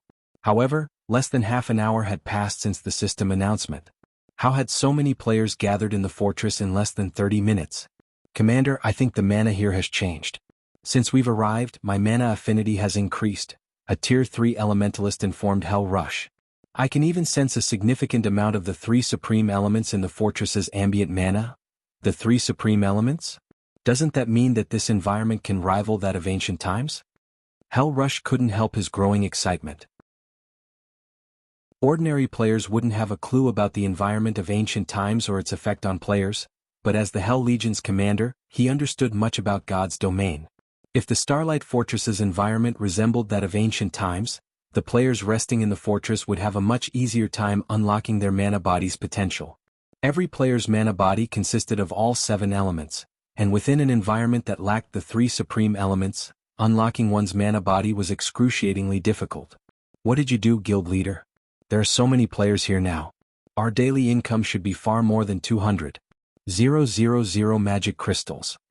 Aqua Rose asked Shifeng when she saw the crowded streets. With so many magic crystals, we won't have to worry about producing the Dark Demon set. Not only did the Dark Demon set's production require a lot of rare materials, but it also required a ridiculous number of magic crystals. Forging a single set required 10,000 magic crystals, and the other rare materials could only be purchased with magic crystals. Overall, crafting each dark demon set would cost at least 20,000 magic crystals. Not even some ordinary powers could afford such an insane production cost. Zero Wing had already spent almost all of its magic crystals on materials from Divine Tribe and during the Starlight Fortress's capture. With how few they had left, developing the Starlight Fortress would prove challenging, not to mention crafting the Dark Demon set. The Starlight Fortress operated like a giant machine that relentlessly devoured magic crystals. Just keeping the fortress's magic array running was a huge expenditure, to say nothing of the summoning tower and fortress prison. Overall, the Starlight Fortress cost a minimum of 30,000 magic crystals per day. Zero Wing had already been forced to borrow magic crystals from Divine Tribe to sustain the fortress.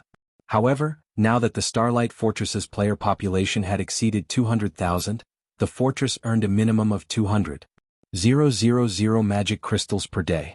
Even after deducting the fortress's various expenditures, Zero Wing would earn more than 100,000 magic crystals in daily profit. Over 100,000 magic crystals of pure profit. Zero Wing wasn't even capable of earning so many magic crystals per day, even with Stone Forest City, Zero Wing City, and the guild's several or veins. I haven't done anything. Players are just becoming more perceptive, Shifeng said, chuckling at Aqua Rose's excitement. The Starlight Fortress was an ancient fortress. Once it opened to the public, it would gradually attract the three supreme elements from its surroundings to recreate its original environment.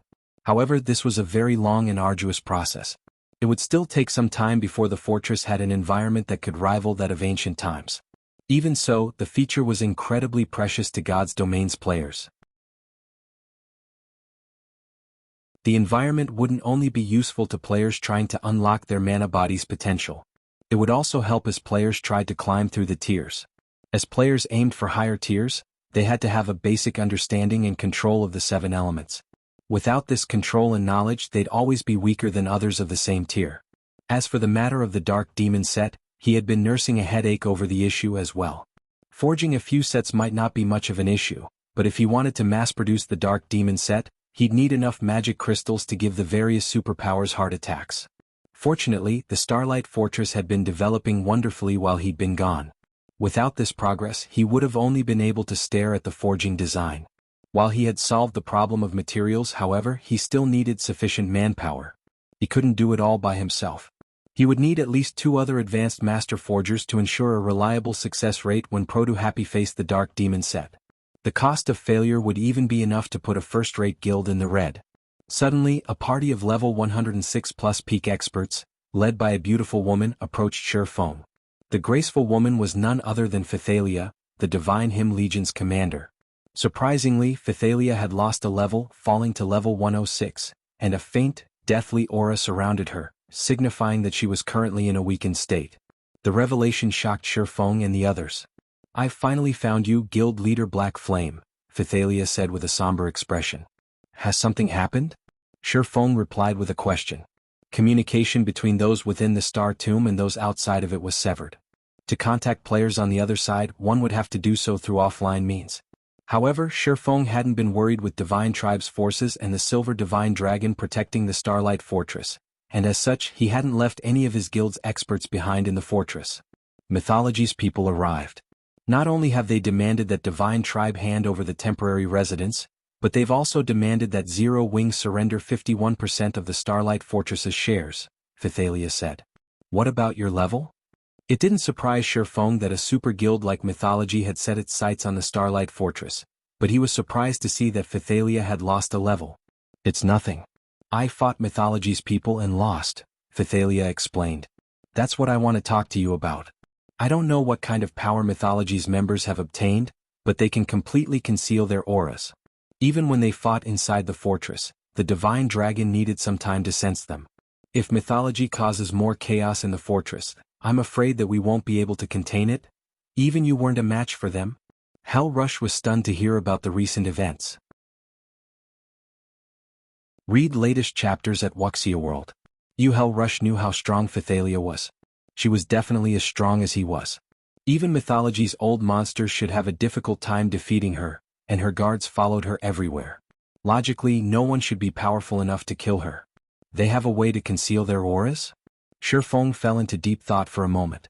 He was aware of plenty of methods to conceal one's aura in God's domain, but none of those methods could hide one from a divine dragon, even for a short time. Mythology's people also asked me to relay a message. They've said that they will show up once more after the demon god's shrine has activated and hope that Zero Wing will have considered their proposal carefully. If Zero Wing refuses to cooperate, it will have to bear the consequences. Phythalia had a huge headache over the situation. The group of players Mythology had sent to the fortress was incredibly powerful, and they could completely hide their auras. If a fight broke out between them, the Starlight Fortress would pay the price.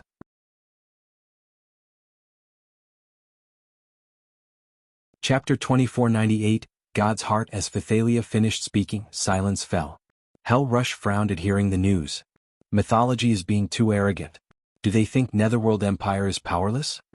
Thunder Beast, who stood nearly 3 meters tall, bellowed in rage.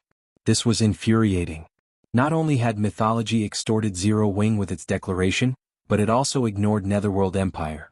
The public had long since learned of Netherworld Empire's partnership with the Starlight Fortress. Every superpower on the Western continent knew of it. Naturally, there was no way a super guild like Mythology hadn't heard. And yet, Mythology demanded 51% of the Starlight Fortress's shares. Not even Netherworld Empire had any of the fortress's shares. By demanding 51% of the fortress, Mythology had essentially declared that it was more powerful and important than Netherworld Empire. Phythalia, do you know who's leading the team from Mythology? Hellrush asked in a frosty tone. It seems it's been so long since our last battle that Mythology's people have forgotten about the Hell Legion. The temperature around the group dropped as Hellrush spoke. The ambient mana began to freeze as if reacting to his emotions. Obviously, Hellrush's mana control was already considerable. Commander Rush, you mustn't act rashly. These people belong to a newly formed team from Mythology. Their leader is a young, silver-haired man. He only looks to be around 22 or 23, and he has already replaced Trembling Hand as the first vice-commander of Mythology's strongest trump card legion.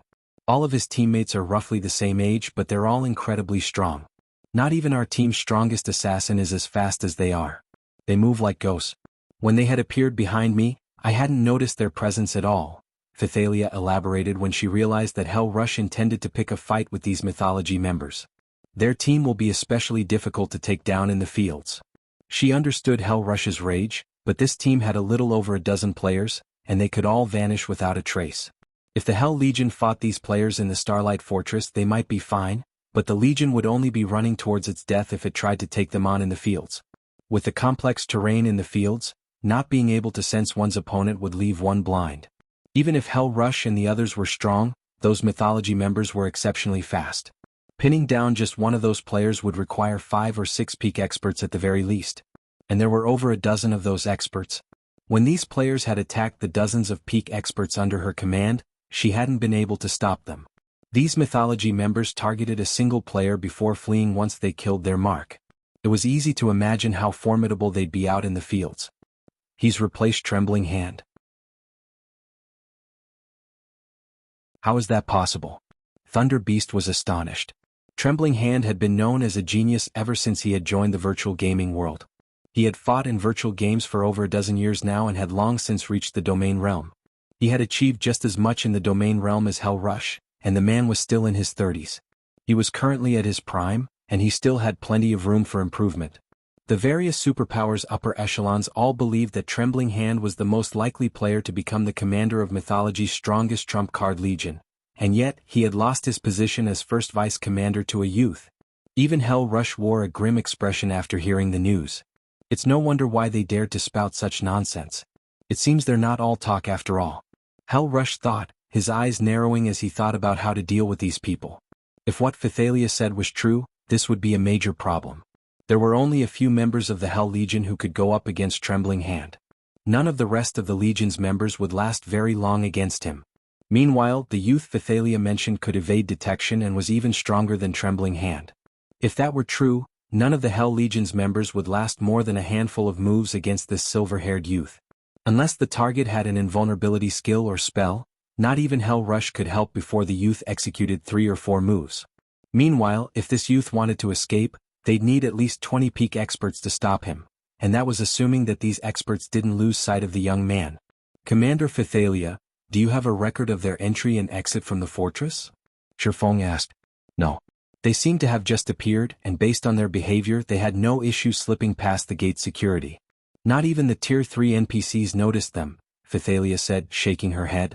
Divine Tribe had stationed some of its Tier 3 personal guards to manage the Starlight Fortress's front gate, but when she had checked the NPC's asterisk records, there was no mention of the players from Mythology.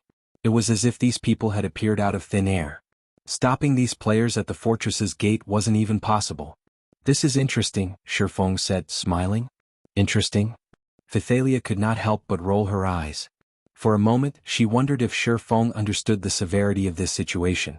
With the ability to enter and leave the Starlight Fortress freely, no one could stop these players from causing chaos within the Starlight Fortress. The Starlight Fortress had just taken off. If chaos ensued inside, it would spell tragedy for the fortress's development. Nobody wanted to remain in an unsafe location, especially when important resource transactions were involved. Of course. Leave the rest to Zero Wing, although I will have to continue to trouble you regarding the fortress's daily security, Commander Pythalia, Shifeng said as he nodded confidently. If this had happened before he had obtained a god's heart, these ghost-like experts would have been a huge headache for him. Without the ability to instant-kill these players, they could disappear to any random comer of the fortress, and that would be the end of the story. He would have no choice but to let these people leave. However, the situation had changed. He now had a god's heart, a source of eternal energy that rivaled the value of divine artifacts. Not only could one use this god's heart as a power core, but one could also release the eternal energy it contained and use it to learn new concepts. It was the best item when trying to comprehend new information. Eternal energy was an even more powerful energy than mana. Only the gods could use and gather the energy, and even they struggled to collect it. Since the gods had long since removed themselves from the world, finding eternal energy had become incredibly difficult in God's domain, even for Tier 5 NPCs who stood at the apex of this world. A single, small drop of concentrated eternal energy would be enough to incite an all-out brawl between Tier 5 NPCs and Tier 6 God-ranked players. Meanwhile, the god's heart in Shifeng's bag was a condensed form of eternal energy, which not even an empire's entire wealth could buy. Initially, Shifeng had wanted to learn the rest of the memory crystal's content once he had returned to the eastern continent and found an ideal venue for studying the information. Tier 3 players' foundations were their mana bodies, and only by unlocking his epic mana body's potential could he display his full strength. He'd then be able to explore the maps that contained Solomon's sword's remaining fragments. Hence, he needed a location that could help him gain the most benefit from the Iliades memory crystal.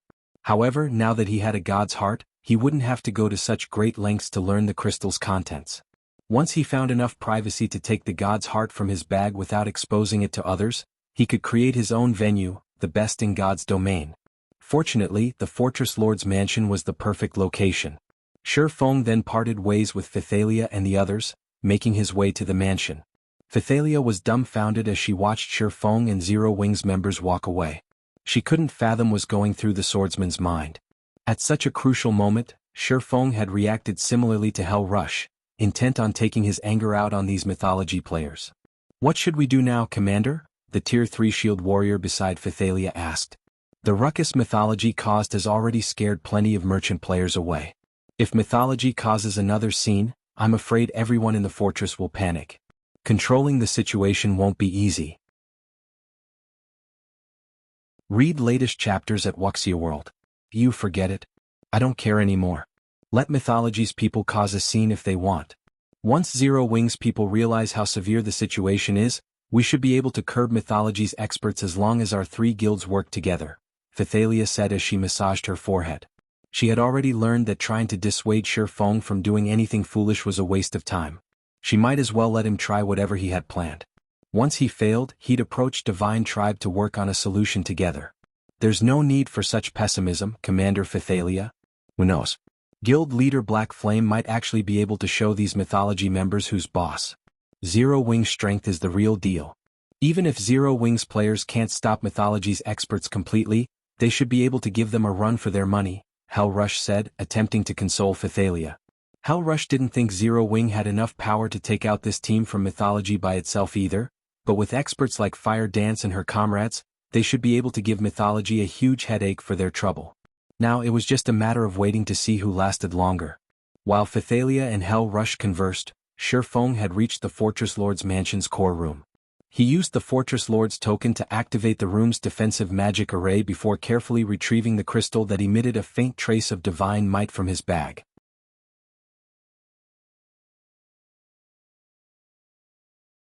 Chapter 2499, Epic Mana Body unlocked as Feng pulled the god's heart from his bag. Faint mana pulsed throughout the dark and quiet core room. It wasn't a lot of mana, but it had enough power that space within the room trembled. When the pulse encountered the room's magic barrier, it too began to tremble, almost failing to block the mana. Sure enough, a god's heart is intensely powerful. I only took it out of my bag and it nearly felled the room's magic barrier. Feng stared at the magic barrier around the room, astonished. Fortunately, he was within an ancient fortress's core room. This magic barrier was far stronger than ordinary versions. Even mythic monsters would have an extremely hard time trying to destroy it. Had he retrieved the god's heart in any other location within the Starlight Fortress, the barrier wouldn't have been able to contain the mana pulse. The energy would have escaped and caught the attention of everyone within the fortress. However, this pulse of mana had also substantially increased the mana density in the room. A gentle layer of mist now filled the core room. If players trained here, they'd likely be able to practice bronze combat techniques without rest. They could train to their heart's content. Following which, Feng activated omniscient eyes to appraise the god's heart. Augustus's damaged heart. Inferior divine artifact rank material. This is the barbarian god Augustus's heart and crystallization of eternal energy. When Augustus had fallen, the demon god Atlok had secured his heart and repeatedly modified it. Once one has activated the magic array engraved on the heart, the user will be exposed to dense eternal energy for 12 hours. The magic array will require 3 months to recover after each activation. Restoring the magic array's eternal energy is possible by sacrificing one god crystal. Amazing. Atlok had transformed a consumable god's heart into a tool that can supply endless eternal energy. When Feng read Augustus's heart's description, he was shocked. God's hearts were typically one-time use consumables. When players released the eternal energy contained within, the god's heart would release all of its energy. Eventually, the god's heart would run out of eternal energy and fade from existence. Only a few Tier 5 NPCs could control the release of eternal energy from a god's heart, allowing them to use the item multiple times. Even so, they couldn't change the fact that the god's heart would vanish when it ran out of eternal energy. And yet, Atlok had successfully modified Augustus's heart, transforming it into a tool that could offer endless eternal energy. Feng had certainly hit the jackpot this time. It was no wonder why Atlok was so determined to kill him, even using a demon god's legacy as bait. Although one could only use the modified Augustus's heart for 12 short hours, it was more than enough time for players. The only major flaw was the 3-month cooldown. Even so, Augustus's heart was unbelievably amazing. Players would encounter countless roadblocks on their road to higher tiers in God's domain, and it wasn't possible to overcome all of these roadblocks at once. Players would have to face them one after another. The Tier 3 mana body and Tier 4 mana control were 2 examples. However, Feng could overcome them all with Augustus's heart. Moreover, he could use a god crystal to circumvent the cooldown. He was immensely satisfied with his latest endeavor. If word of Augustus's heart spread, all of God's domain would go into a frenzy, including both players and NPCs. Feng took a moment to suppress his excitement and began to activate the magic array within Augustus's heart. He was prepared to accept the Heavenly Blue Saint's mana body legacy. However, Feng frowned when he examined the array. This magic array was more complex than any he had encountered before. Manipulating it would be intensely challenging, even now that he had become an intermediate master magician. A basic master magician would have no chance of activating this magic array. Sure enough, the main god system won't just hand players so much power. Feng gave the magic array a bitter smile. He had wanted to use the god crystals he had on hand to help Kola and the rest unlock their mana body's full potential once he had done so himself. The sooner they did so, the more they would benefit in the future. However, it seemed that that wouldn't be possible. Activating Augustus's heart's magic array would be absolutely impossible unless one had become an intermediate master magician. His dream of forming an army of powerful experts had just shattered. Becoming a master magician in God's domain was far easier than becoming a master forger, yet very few players were capable of accomplishing the feat naturally. Reaching every subsequent rank after becoming a basic master magician was incredibly difficult. even more so than rising through the ranks after becoming a master forger. In all of Zero Wing, only Aqua Rose and Violet Cloud had high chances of becoming basic master magicians. Everyone else would still have a long road ahead of them, and 2 players simply weren't enough to form an army. Shaking his head, Shifeng banished his thoughts and began to focus on learning and decoding the magic array. 10 minutes? 20 minutes? 40 minutes? As he completed the final strand of mana's trajectory, Augustus's heart lit with a colorful glow. Streams of purple mist then flowed from the item and into Shifeng. Suddenly, Shifeng felt incredibly comfortable, and his mind was unprecedentedly clear. The eternal energy proved many times more effective than the densest mana. Wasting no time, Shifeng retrieved the memory crystal Iliadi had given him and started to study her legacy on the mana body. The goddess's mana body technique was more complex than her mana technique legacy. Not only did it contain information on mana and the methods to control it, but it also contained concise information on the structure of mana bodies. According to Iliadi's research, the higher a mana body's rank was, the more complex it would be. Subsequently, one would need a more complicated mana control method to use their mana body. An epic mana body was on par with a super large-scale magic array consisting of several hundred smaller arrays. There were many ways to control this super large-scale magic array, but only one would give a player full control over the entire array.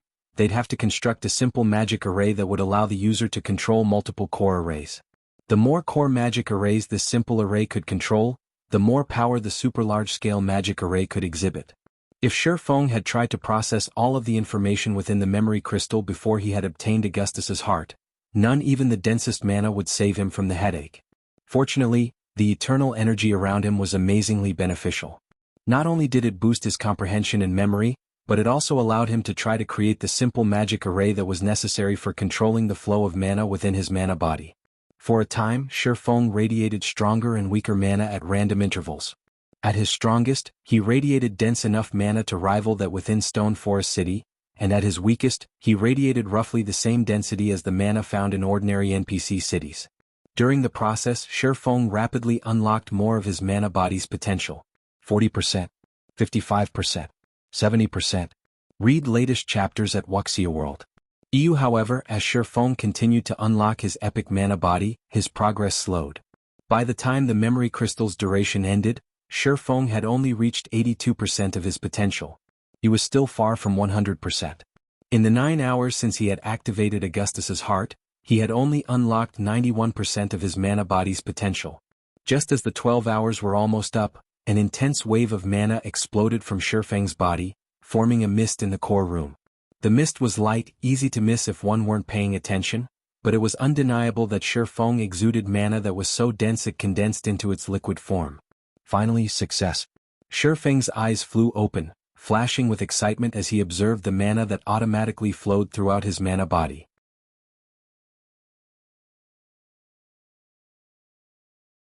Chapter 2500, Frightening Improvement in God's Domain. Tier 3 NPCs were considered powerhouses that could protect NPC cities. However, players only became powerhouses once they had unlocked their mana body's full potential. Only with a fully unlocked mana body could players enter and leave certain locations freely. If they tried to do so without unlocking their mana body, only death would await them. The Star Tomb regional dungeon's entry requirements were actually quite low. Even Tier 3 players that hadn't fully unlocked their mana bodies could explore the area, albeit barely. In comparison, certain unique areas were full of incredibly corrosive energy, and Tier 3 players wouldn't last more than 5 minutes in these areas without unlocking their mana body's full potential.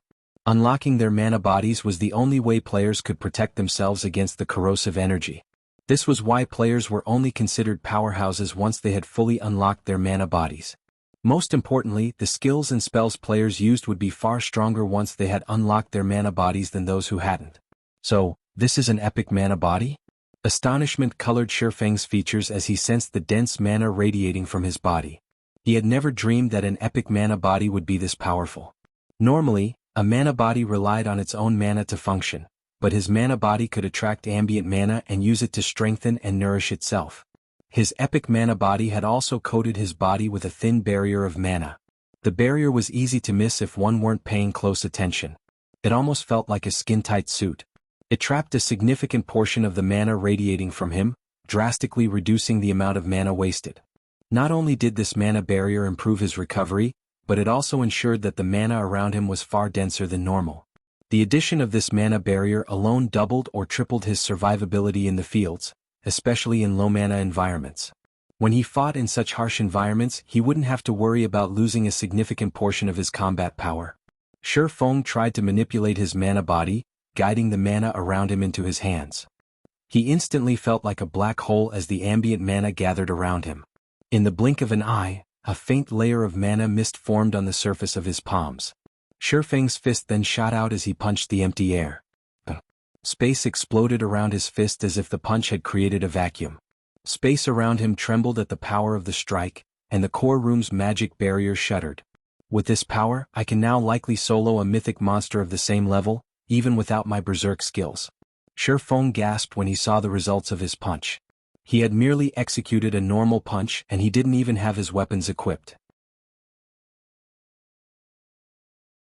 The difference between a player's attack power with a weapon and without one in God's domain was massive. With Killing Ray equipped, his prior punches had only been able to break the sound barrier. He had only been able to make space tremble and create spatial tears when he used the secret technique Lightning Flash. Yet now, without any techniques or weapons, he could exhibit power on par with when he wielded Killing Ray. An epic mana body provided horrific power. In his opinion, although mana bodies massively boosted players' strength, they didn't provide this much power. The benefits of unlocking his mana body thus far could already rival that of a fragmented legendary weapon. Moreover, he had only unlocked 100% of his mana body's potential. If he could push beyond that, his strength would rise to a whole new level. After 100%, every additional percent would provide tremendous power. As far as Shi Feng knew, players had only reached 120% of their mana body's potential in the past. It was easy to imagine how frighteningly powerful 120% of an epic mana body's potential would be. Even transcending tears would be possible. Elated, Shi Feng started to practice Iliadi's mana technique. He had now unlocked 100% of his mana body's potential. Going beyond that would take some time, and it would be as difficult as creating a master magic array for an apprentice magician. Fortunately, unlocking more than 100% of his epic mana body wasn't the only way to transcend tears. He could also rely on the help of a mana technique.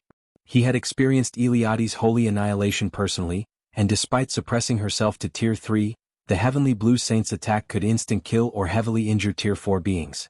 If Shi Feng could master Iliadi's holy annihilation, the mana technique would prove significantly helpful.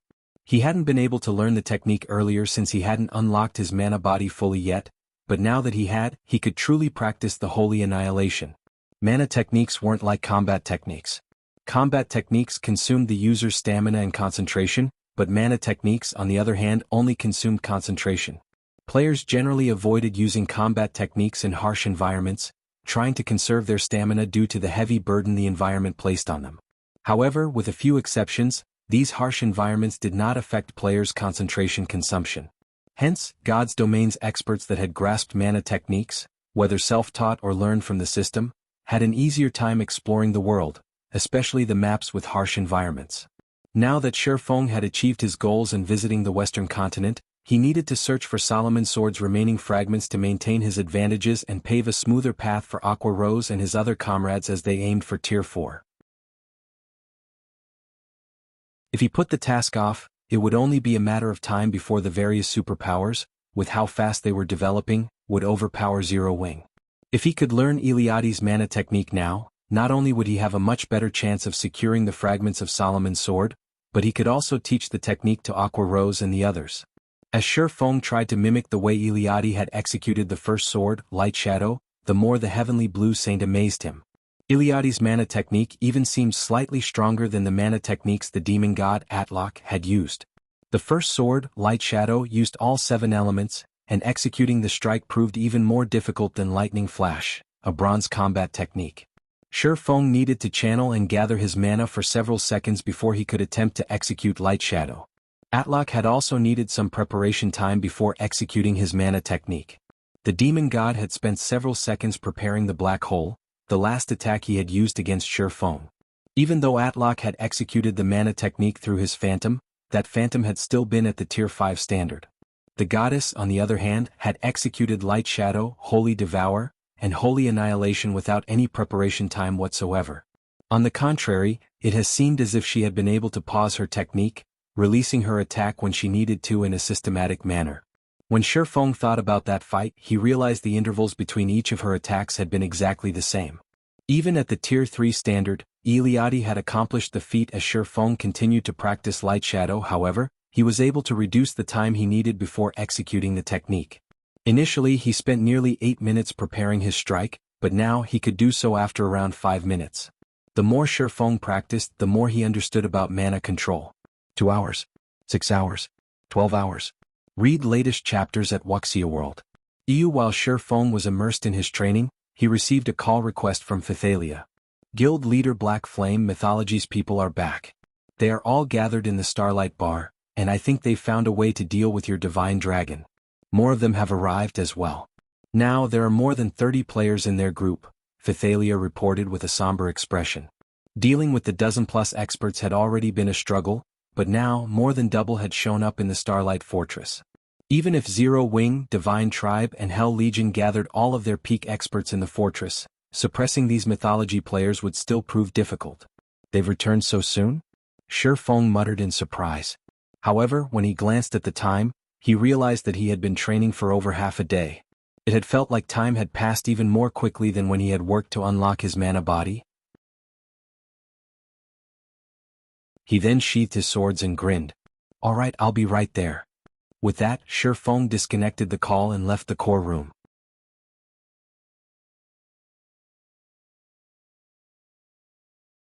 Chapter 2501, Mythology arrives Starlight Fortress, Starlight Bar. The Starlight Bar was usually the most popular bar in the Starlight Fortress, but right now the bar, which was half the size of a football field, was silent as everyone stared at the group of players in black, drinking quietly in the middle of the establishment. No one even dared to breathe too loudly. The rest of the crowd wasn't simply reacting in such a way because the black-clad players had appeared like a group of magicians. Rather, their reactions were due to the fact that every one of those players wore Mythology's guild emblem. So, they're the rumored experts from Mythology? Amazing. I see them, yet I can't sense their presence. How did they do it? It seems that even Mythology can't help but get involved now that the demon god's shrine had appeared.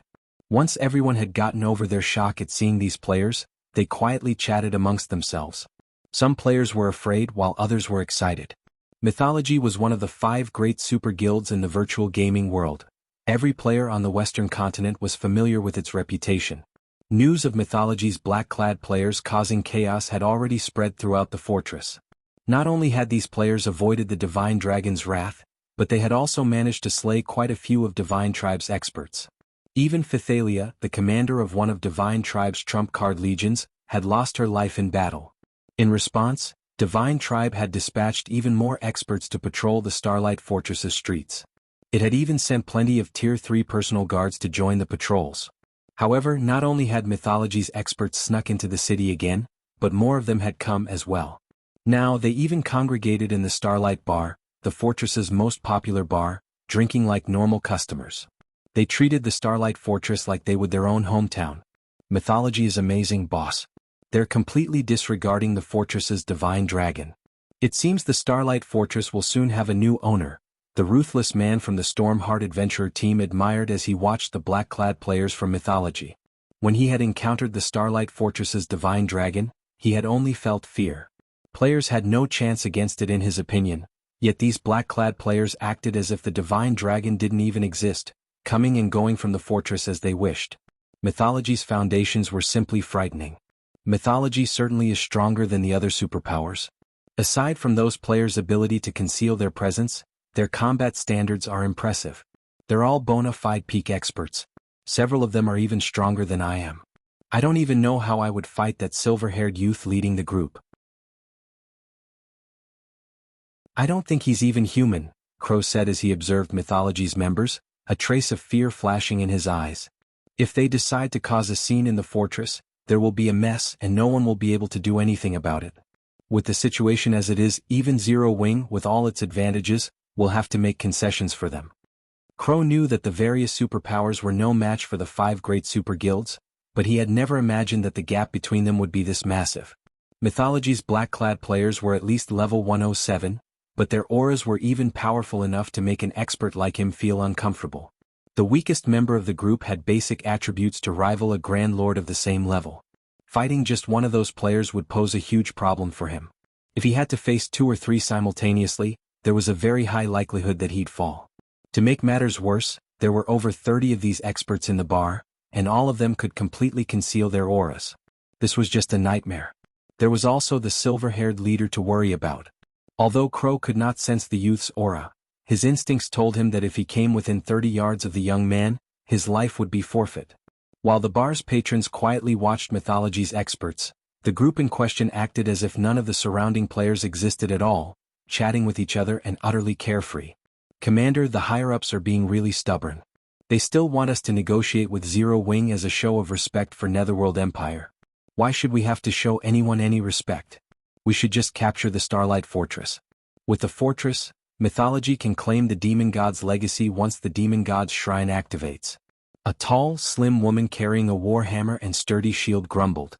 As far as she was concerned, Netherworld Empire had only partnered with Zero Wing because it wasn't strong enough to take the fortress for itself, but Mythology was a different story. Capturing the Starlight Fortress wouldn't be difficult for her team, especially now that they had grown stronger. Not even taking out Netherworld Empire's Hell Legion would be an issue, let alone capturing the Starlight Fortress. They had no reason to fear the guild. "I concur. We'd be better off giving Zero Wing a beating and taking the Fortress Lord's mansion. We shouldn't need to go to the trouble of targeting Divine Tribe to get at the Eastern Guild. If we don't teach him a lesson, Black Flame will think the West is just like the Eastern Continent," a young assassin carrying 2 short swords added, nodding in agreement. Mythology's power was limited on the Eastern Continent, and thus what it could accomplish there was limited, but in the West, squashing Zero Wing would be child's play. Not even the Divine Dragon's protection could save Zero Wing's players. Mythology's foundations on the Western Continent were just that far beyond what Zero Wing could imagine. Don't get careless. Netherworld Empire has its reasons for working with Zero Wing. Based on recent reports, Zero Wing already has 5 members with fully unlocked mana bodies. Those players are extraordinarily strong. If they show up, follow the backup plan. Activate your battle arrays and face them in 4-man cells. The rest of you will continue as we initially planned. If the Divine Dragon approaches, retreat immediately, the silver-haired team leader ordered, watching his impatient team members. "Rest assured, Commander. Aside from the dragon, these players are nothing. I don't know how those Zero Wing players unlocked their mana body's full potential so quickly, but so what?" the assassin youth loudly and fearlessly proclaimed. "If Zero Wing's members really do show up, I'll make sure none of them leave alive." The rest of Mythology's team nodded. Read latest chapters at Wuxia World. Fully unlocking one's mana body might substantially increase one's combat power, but their advanced battle array was no trivial matter. As long as they activated their battle arrays, they could combine the strength of 4 players. The player that received all this power would be even strong enough to take down a mythic monster of the same level, much less Tier 3 players. If Zero Wing's members dared to show their faces, their team could slap them down with ease. "Is that so? I'd like to test your claim then." Suddenly, everyone in the bar heard a deep voice, and the speaker immediately caused an uproar. Every player in the Starlight bar spun toward the speaker, assuming whoever had been so bold must be crazy. This player had just directly challenged Mythology's experts. They must be suicidal. 2 people, a man and a woman, walked into the bar. The woman was the beautiful, elegant Pythalia, while the man felt as dark as night.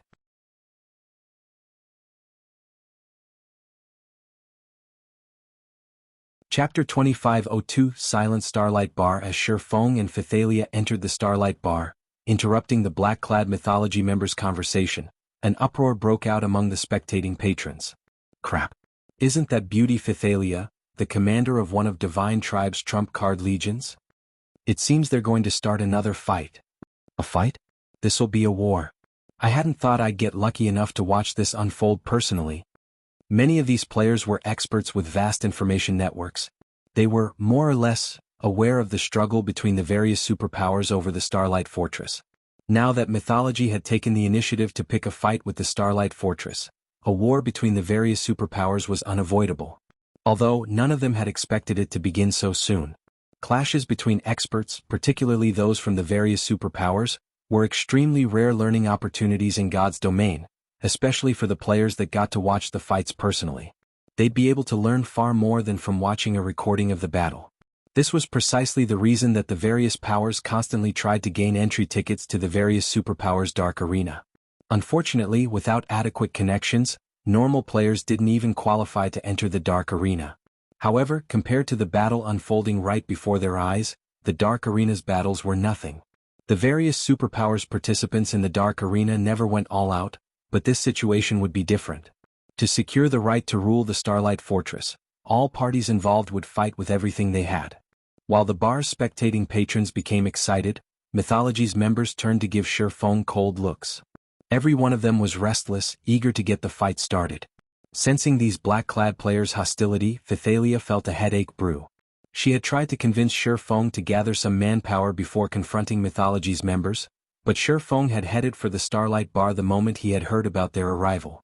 Shifeng was the only player that had a claim over the Fortress Lord's mansion. If anything happened to him, defending their hold on the fortress would become far more difficult. The various superpowers had already stationed plenty of experts in the Starlight Fortress. If the fortress suddenly lost its owner, they'd cause a huge commotion. Not even Divine Tribe's forces would be able to stop them. In the end, she had no choice but to follow Shifeng to the Starlight Bar, contacting the players under her command to meet them there on the way. Shifeng, however, had done the unexpected again and picked a fight with Mythology before the backup she had called could get there. They were currently facing over 30 peak experts. And these weren't any ordinary peak experts. Not only could they hide their auras, but they were all incredibly fast. If these peak experts decided to attack as one, the consequences would be dire. "You're quite daring, you bastard," the short-sword-wielding assassin youth said, sneering at Shifeng. "Show me whether or not you have the strength to support that courage." Just before the assassin could step forward, however, the silver-haired youth beside him extended a hand, blocking his path. "Commander?" the assassin asked, confused about why his leader had stopped him. But the silver-haired player hadn't offered an explanation. Rather, he smiled at Shifeng. "So, you're guild leader Black Flame," the silver-haired youth said, smiling. "Allow me to introduce myself. I am Silver Ghost, the first vice-commander of Mythology's #1 trump card Legion." Is he the player that foiled vice-guild leader Cold Shadow's plan? It's no wonder why he spoke so boldly earlier. He's really brave. He actually came here without any backup. Does he intend to offer a compromise? After Silver Ghost's introduction, realization dawned on the rest of Mythology's members. Their goal was to seek out Shifeng and negotiate. "Since Commander Pythalia has come with you, I'm sure she told you about my offer. What do you think about it, Guild Leader Black Flame?" Silver Ghost patiently asked, glancing at Pythalia before returning his gaze to Shifeng. Silver Ghost had fought Pythalia personally, so he knew that she was a monster-level expert. She also had a party of peak expert bodyguards. Normally, she and her bodyguards shouldn't have any issue defeating a 100-man team of Tier 3 experts. Unfortunately, his team wasn't here for Pythalia. Even with her strength, she had no chance against 3 or 4 of his subordinates. She'd be doomed if over a dozen of his teammates attacked at once. The only real threat in the Starlight Fortress was Netherworld Empire's Hell Legion. Not only did the Hell Legion consist of 300 Tier 3 experts, but they were all extraordinarily strong as well. However, if his team intended to cause chaos in this fortress, not even the Hell Legion was powerful enough to stop them. I have no reason to consider it. Since Zero Wing is strong enough to capture the Starlight Fortress, it's strong enough to hold it. If you want to fight, bring it on. Shifeng calmly stated, eyeing Silver Ghost. How unfortunate. Silver Ghost could only sigh at Shifeng's reply. "Why are you still wasting your time with him, Commander?" The assassin youth sneered. "Let my group deal with him. If we don't teach him a lesson, he'll continue to assume that Mythology is powerless against him." "That's right. If we don't show him our strength, he'll likely assume that we left earlier because we were afraid of him." The rest of Mythology's team nodded. Their previous visit to the Starlight Fortress had merely been a form of greeting. Now that Shifeng had rejected their goodwill, they had no reason to hold back. In fact, if they continued to act passively, Shifeng would treat their guild as a joke. "All right. Your group can deal with him, but make it quick. Everyone else, pay attention to your surroundings. Retreat as soon as the Divine Dragon approaches." Silver Ghost said, granting the assassin youth permission to take action. "Thank you, Commander. I'll make sure to end the fight quickly." The assassin youth replied with a hungry expression. He turned toward Shifeng and continued, "You've been pretty arrogant, bastard. Let's see if you can back up those words." Suddenly, divine runes lit up all across the assassin's body and enveloped another 3 mythology members behind him. A powerful aura began to radiate from the assassin youth, growing stronger by the second. After just 3 seconds, his aura was so intense that a sense of dread overcame everyone in the bar. How is his aura so powerful? It's almost as intense as a Grand Lord ranked archaic species of the same level. The bar's patrons gaped at the young assassin. Is this a sample of mythology's foundations? The situation shocked the ruthless man from Storm Heart. Although it wasn't possible to determine a player's strength based on their aura, that aura would at least hint at their strength. At this stage of the game, Tier 3 players still struggled to defeat great lords of the same level, and in Star Valley, players couldn't use their berserk skills.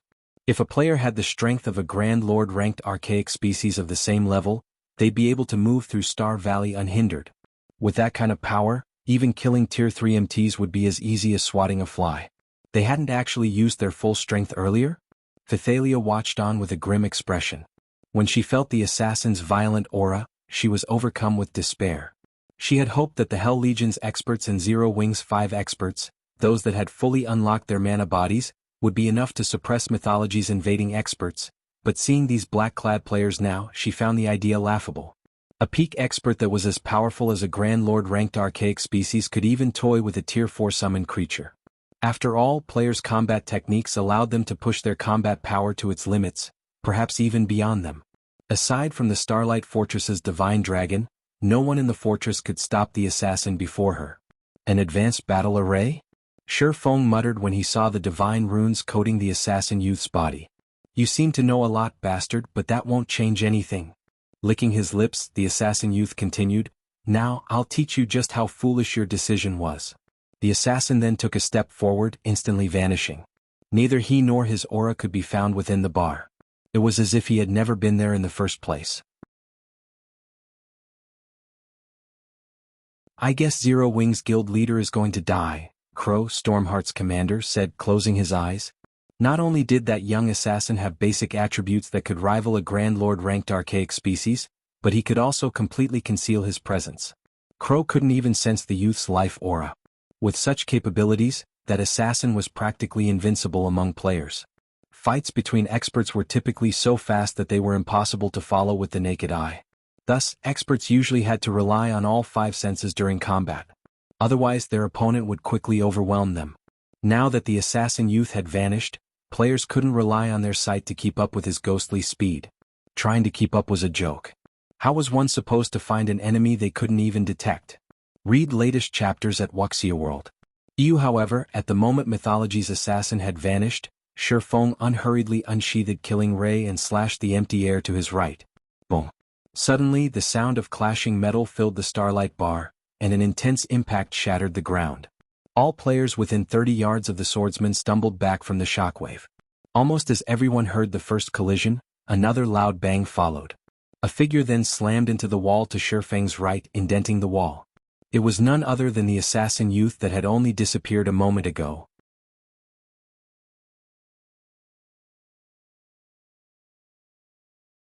Chapter 2503, First Sword, Lightshadow Silence. Terror. For a time, everyone in the Starlight bar became dumbfounded. Shifeng had deflected the young assassin, who seemed as strong as a Tyrannosaurus Rex and was fully capable of concealing his aura, with a normal attack. Who would ever believe this? Is he really a Tier 3 player? The ruthless man from Stormheart was stunned when he saw the assassin embedded in the bar's wall. The assassin youth still had most of his HP remaining, but that was precisely what frightened the ruthless man. If Shifeng had merely noticed the assassin's movement and found an opportunity to strike the youth's weak point, it would have still shocked the man, but he would have, more or less, understood how Shifeng's attack and thrown the assassin. However, seeing that the assassin had only lost a small amount of HP from the hit made it clear that Shifeng's sword hadn't struck the assassin directly. The youth had actually blocked the attack with his own blades. In a battle of brute force, the young assassin had lost. The assassin youth's basic attributes rivaled that of a Grand Lord ranked archaic species of the same level. Not even ordinary Tier 3 players with active berserk skills were that strong. And yet, Shifeng had emerged victorious in a battle of strength. Moreover, the swordsman had done so without relying on skills or tools. He hadn't used a berserk skill either. He had merely executed a normal attack. When Mythology's other members saw the assassin embedded in the wall, they too were dazed. Sandstorm lost. How is that possible? Did he fail to control the battle array's power? All of these Mythology members knew just how powerful a player was after the boost from the advanced battle array the assassin youth, Sandstorm, had used. Sandstorm would even have the strength to take on Tier 4 mythic monsters, not to mention Tier 3 players. Using the advanced battle array was expensive, so they couldn't use it casually. The only reason that Silver Ghost had agreed was to prove Mythology's strength to Zero Wing. None of them had expected this outcome. Shi Feng had sent Sandstorm flying with a normal attack. For a moment, they wondered if Sandstorm had been careless and failed to grasp the battle array's power. How is he so strong? Thalia, on the other hand, stared at Shi Feng's back with wide, astonished eyes. Although she had heard McCaffrey and the others claim that Shi Feng was a monster-level expert, she had assumed that was only the case against ordinary Tier 3 players. However, she had just watched him throw one of Mythology's experts, whose strength had been enhanced by an advanced battle array, with one normal strike. Just what was going on? While everyone wrestled with their shock over the situation, Silver Ghost turned to Shi Feng, guessing, "So, you've unlocked your mana body's full potential already." In his opinion, Shi Feng's strength was secondary. What was more impressive was the fact that the swordsman had kept track of Sandstorm's movements. No ordinary Tier 3 player should be able to sense Sandstorm's aura, and with the assassin's speed, keeping track of him visually should be impossible.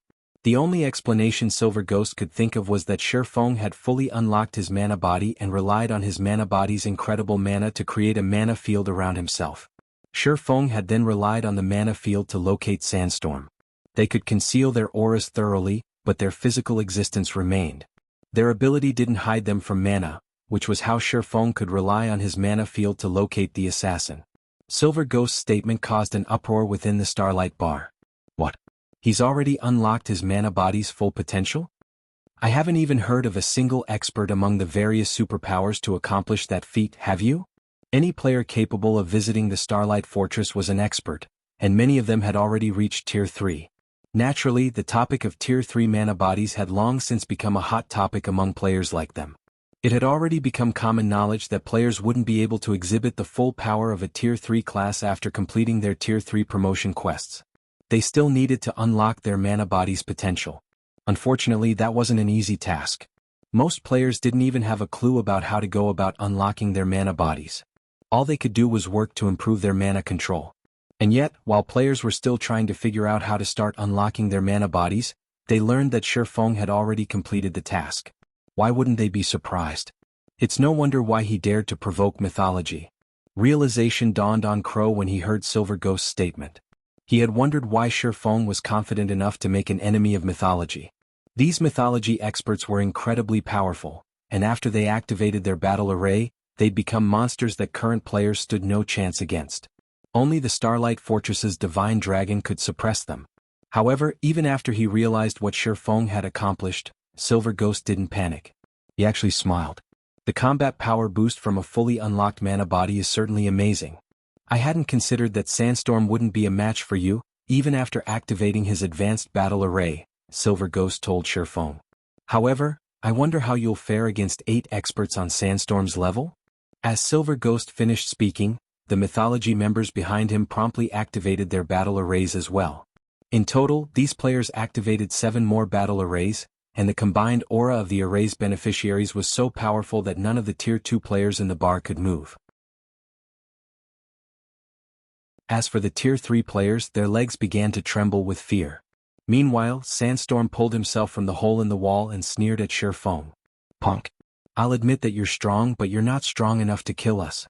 We can easily brush off your attack's damage with our enhanced recovery. This battle array even triples our stamina and concentration recovery rates. How long do you think you can last against us?" Sandstorm growled contemptuously. The advanced battle array didn't just increase his basic attributes. It also boosted his maximum HP and defense. Right now, his defense was twice as high as Tier 3 MTs of the same level, and he had more than 2 million HP. Shi Feng's attack might have had a lot of impact, but he had only taken a little over -10,000 damage. It wasn't even enough to itch. The spectators, who had relaxed after Shifeng's counterattack, fell silent again, and Phythalia continued to watch with a grim expression. She had never dreamed that Mythology had prepared so many advanced battle arrays. Shifeng was likely at his limit dealing with one expert empowered by an advanced battle array, but now he'd have to take on 8 of these experts. Moreover, every one of his opponents had incredible defense and HPs. They could easily whittle Shifeng down until he died. "Let's see you try," Shifeng indifferently replied, sweeping his gaze over Mythology's members. His comeback only incited another uproar within the bar. What? He's actually going to fight such a force? Cool. Too cool. As expected of the expert that took down the Starlight Fortress. Very few players in God's domain can match his courage. They had all assumed that Shifeng would try to run from Mythology's experts. Now that they had activated 8 advanced battle arrays, only the fortress's divine dragon could stop them. However, Shifeng chose to stay and fight. He was practically a hero from legend. "Are you crazy?" Phythalia hissed at her companion. "They're not going to fight you one-on-one. They're going to come at you together." Shifeng had repelled Sandstorm with a normal attack, but that was all. The outcome of an actual fight between the two wouldn't be over that quickly. If Shifeng could only deal a little over -10,000 damage, there was no way he could kill the assassin. The advanced battle array doubled Sandstorm's battle recovery, which meant that the assassin could easily chip away at Shifeng's HP while recovering his own. If 8 experts like Sandstorm attacked Shifeng together, Zero Wings Guild leader would be lucky to stay alive for a while, much less defeat these experts.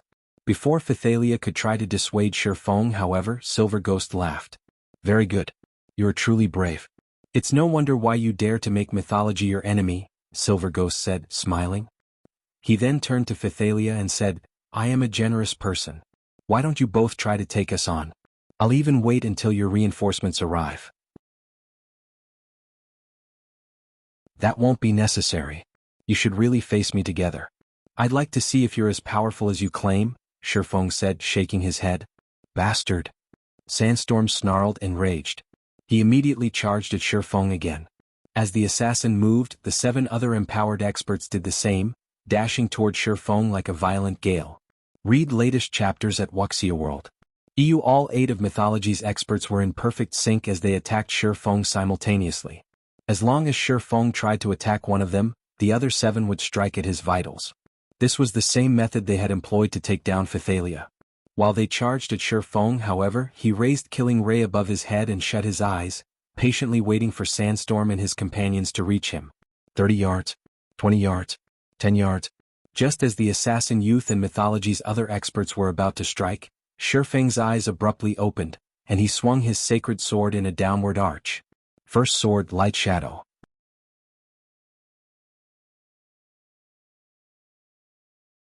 Chapter 2504, The Power of Mana Techniques. When Killing Ray descended, the mana around Shifeng immediately gathered to form a phantom greatsword around the sacred sword. Immediately afterward, the phantom greatsword, which was 20 meters long, tore apart space. Those looking at the phantom greatsword from a distance noticed a pitch-black trail in the phantom greatsword's wake. A skill?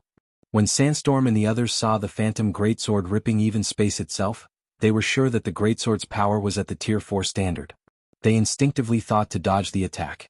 After all, although they possessed basic attributes rivaling Grand Lord-ranked archaic species of the same level, they were still a far cry from the Tier 4 mythic standard.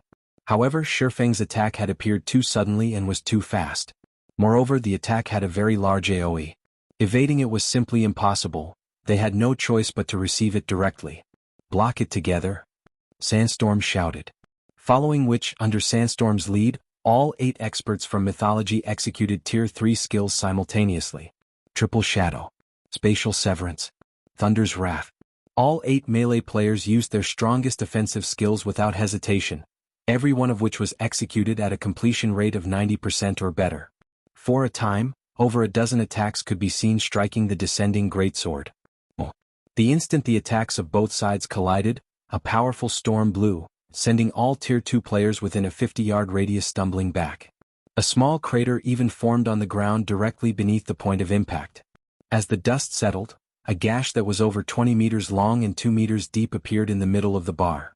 As for Sandstorm and the others, although they were not bashed into the floor, they were still forced to retreat 5 or 6 steps before they managed to stabilize their footing, each step they took shattering the tiles beneath them.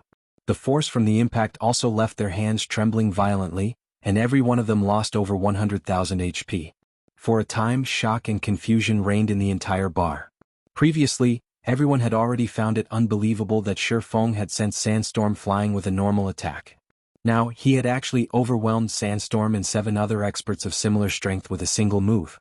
Shi Feng's combat power was simply heaven-defying. Skills executed with a fully unlocked mana body are actually so powerful? Crow's eyes brimmed with shock when he saw that Shi Feng remained standing at his original location despite clashing with 8 of Mythology's empowered experts. Although everyone had gained a general understanding of the mana body after reaching Tier 3 and knew that the mana body could provide a player with a huge boost in combat power, he had never imagined that the boost would be this amazing. At this moment, aside from Crow, many other Tier 3 players also grew excited upon seeing this scene. Now, their desire and eagerness to fully unlock their mana bodies waxed even higher. After all, Shi Feng had just proven to them that it was possible for a Tier 3 player to exhibit power at the Tier 4 standard. This meant that they could clash against mythic monsters of the same level. They might not be able to kill mythic monsters yet even with that kind of power, but they would at least have the foundations to raid mythic monsters. Mythic monsters. At this stage of the game, level 100 plus mythic monsters were bosses that generally only first-rate powers or above could raid. However, players could get rich overnight from the loot these bosses dropped. Meanwhile, Pythalia, who stood behind Shi Feng, was also momentarily stunned by this scene. She never thought that Shi Feng's strength had reached such frightening heights. He had actually managed to overwhelm 8 of Mythology's empowered peak experts single-handedly. With this kind of strength, Shi Feng alone would most likely be more than enough to safeguard the entire Starlight Fortress. Nobody would be capable of threatening the Starlight Fortress so long as he was present. However, just when Pythalia and the other spectating players thought that Mythology would retreat after this exchange, Silver Ghost, who had quietly watched the exchange from a corner of the bar, suddenly started clapping his hands. Amazing. Truly amazing. It's no wonder Vice Guild leader Cold Shadow praised you so much. Silver Ghost said, his joyful reaction making it seem as if the loss of Sandstorm's group had nothing to do with him. Chuckling, he continued, unfortunately, the moment Sandstorm and the others activated their battle arrays, the outcome of this battle was already decided. Even if you can exhibit power at the Tier 4 standard, you still can't stop us. As soon as Silver Ghost finished speaking, the healers that were powering up the battle arrays started casting healing spells on Sandstorm and the others. Not only did Sandstorm and the others recover all of their lost HP instantly, but their trembling hands also reverted to normal. Upon seeing this scene, Pythalia, who had previously breathed out a sigh of relief, wore a grim expression once more. Due to Shi Feng's frightening display of strength, she had forgotten that this wasn't some official competition between experts but a brawl between Shi Feng and Mythology's experts instead. Victory would be decided only when one side was annihilated. Meanwhile, in a team battle, it was very normal for melee players to rely on healers. You were pretty good before, huh, punk? Let's see how you're going to keep it up. Sandstorm, who had fully recovered, sneered as he looked at Shi Feng. The swordsman's strength had indeed exceeded his expectations. However, the 8 of them weren't having a duel with Shi Feng right now but a fight to the death. If Shi Feng couldn't kill them, this battle would not end. Meanwhile, current Tier 3 players had a very limited number of Tier 3 skills and spells at their disposal. Moreover, unlike Shi Feng, Sandstorm's side had healers. Just like Silver Ghost had said, the outcome of the battle between both sides had been decided since the very beginning. Is that so? Shi Feng smiled. As soon as Shi Feng finished speaking, he held Killing Ray with both hands and raised the sacred sword overhead once again. The mana inside the bar immediately swarmed toward the sacred sword. Impossible. Sandstorm fell into a daze at this extremely familiar scene. The cooldown of skills and spells generally increased, the stronger and higher tiered they became. Since Shi Feng had exhibited power at the Tier 4 standard with his attack, the skill he had used should have had a cooldown of several minutes or at least a few dozen seconds.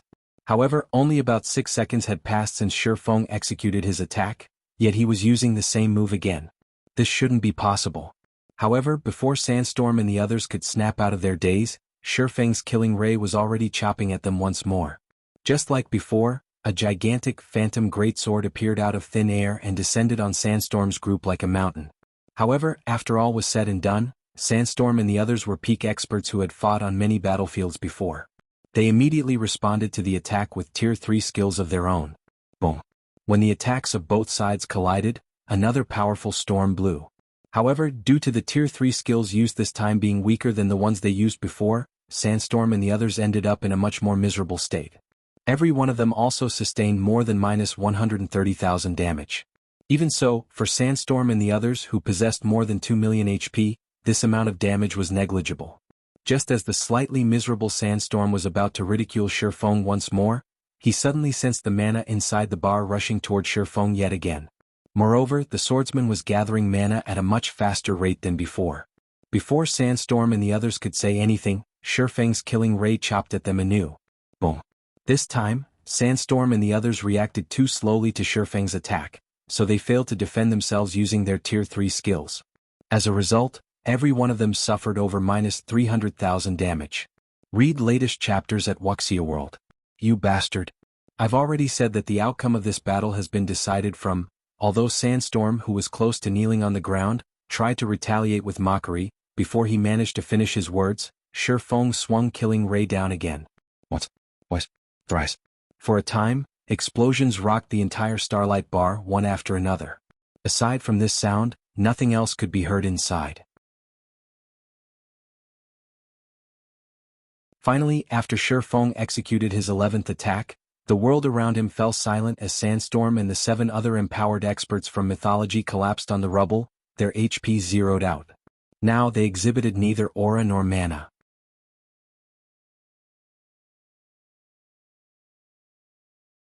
Chapter 2505, One-Man Army. As the bodies of Mythology's 8 empowered experts started disintegrating into particles of light, time inside the Starlight bar seemed to freeze as everyone stared at Shifeng's figure in stunned silence. Only much later did everyone snap out of their daze. So strong. So, this is the true power of a fully unlocked mana body? When everyone looked at the gash before Shifeng, which was 4 meters deep and extended over 30 meters, they no longer had any words to describe their current feelings of shock and admiration. Although every one of Mythology's empowered experts was ridiculously strong and more than capable of annihilating all the spectating players inside the bar, in front of Shifeng, Mythology's 8 empowered experts were as frail as little children. They didn't even manage to put up any resistance whatsoever before getting Anahil happy face. The strength Shifeng displayed thoroughly shattered everyone's understanding of the strength of Tier 3 classes. At the same time, all of the independent experts present gained newfound hope. Originally, in a fight between Tier 3 players, the outcome would generally be determined by the number of Tier 3 players each side possessed. An individual Tier 3 player couldn't change the outcome of a team battle involving Tier 3 players. Hence, everyone believed that if Tier 3 independent players wished to avoid getting suppressed, they had no choice but to join a superpower. However, Shifeng had thoroughly shattered this belief. In front of him, feared and revered Tier 3 players were nothing. Even a group of Tier 3 experts would fall to him in just a few moves. Shifeng had proven that even if one was alone, one could still play the role of an army. Just like the heroes of legends, he had the strength to change the fate of an entire kingdom or even an empire. Meanwhile, so long as they fully unlocked their own mana bodies, they too could replicate Shifeng's feats. Commander, with that kind of combat power, don't you think that Black Flame is stronger than the 5 great super guild's true monsters? The ruthless man from Stormheart asked Crow, his eyes filled with reverence as he gazed at Shifeng.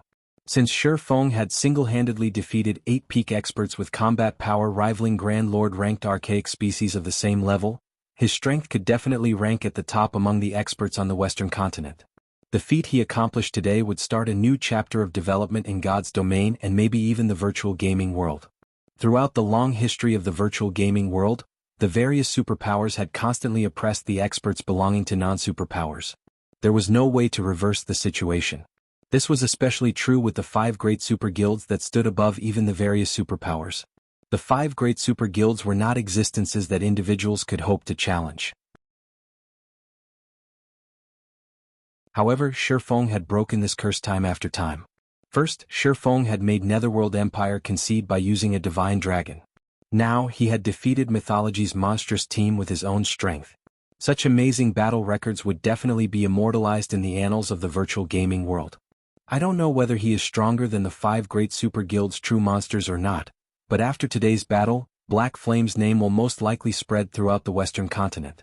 No one would dare have any ideas about the Starlight Fortress anymore, Crow said, excitement flashing across his eyes as he looked at Sherfong.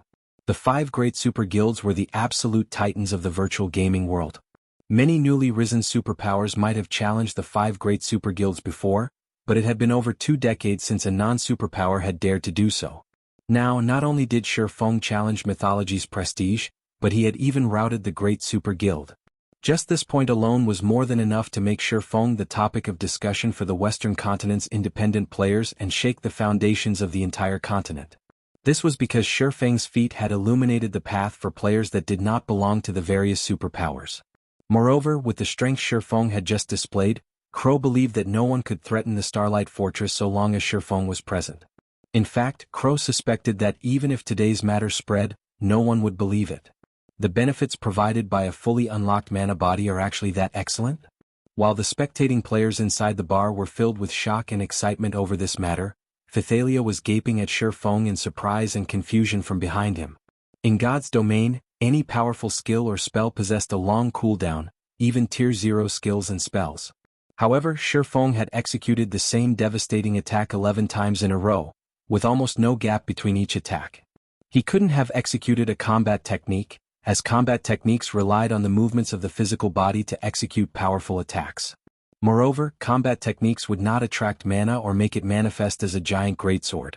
The only explanation Phythalia could think of for this situation was that Sherfeng's attack was a special effect resulting from fully unlocking his mana body. If that was the case, then what Divine Tribe needed to do from now on wasn't to devote its efforts to raiding super large-scale team dungeons or increasing the number of Tier 3 experts it had, but figuring out how to unlock the mana body of players. Otherwise, just one expert with a fully unlocked mana body could dictate the direction of a guild war. In fact, just the presence of one such expert might make raiding current super large-scale team dungeons possible. Meanwhile, the Mythology members still inside the bar were momentarily dumbfounded by this situation.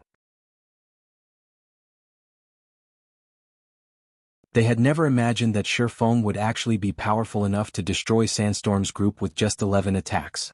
Sandstorm and the others each boasted more than twice the defense of ordinary Tier 3 MTs. Their HPs also exceeded 2 million.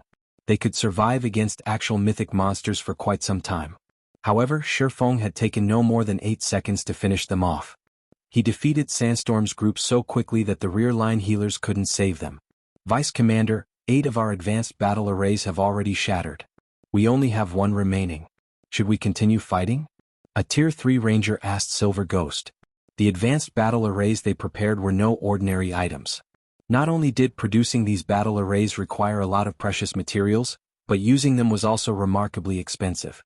This time, the guild had decided to supply their team with 9 sets of advanced battle arrays only to ensure that they secured the Starlight Fortress and gained the initiative when the Demon God's Shrine activated.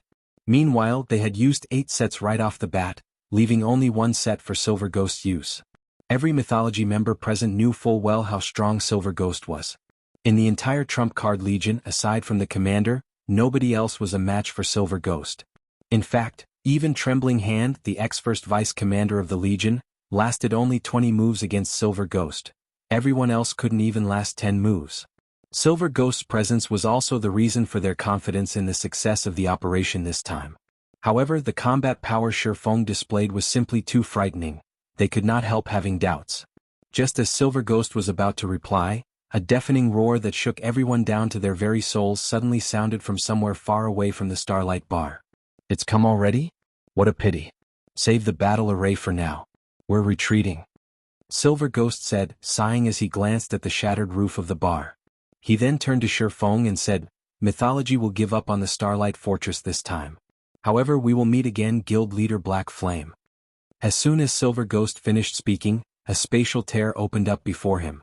Even though the Divine Dragon had already used spatial imprisonment on the space around the Starlight Bar, it actually failed to stop the spatial tear from forming.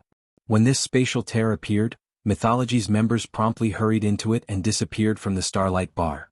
Meanwhile, shortly after Silver Ghost left, a large group of Tier 3 experts suddenly turned up around the Starlight Bar. These Tier 3 experts numbered more than 400, and their appearance made the players inside the bar nervous. It seems we came a little too late, Hellrush said, cursing silently when he saw that no Mythology member remained inside the miserable Starlight Bar.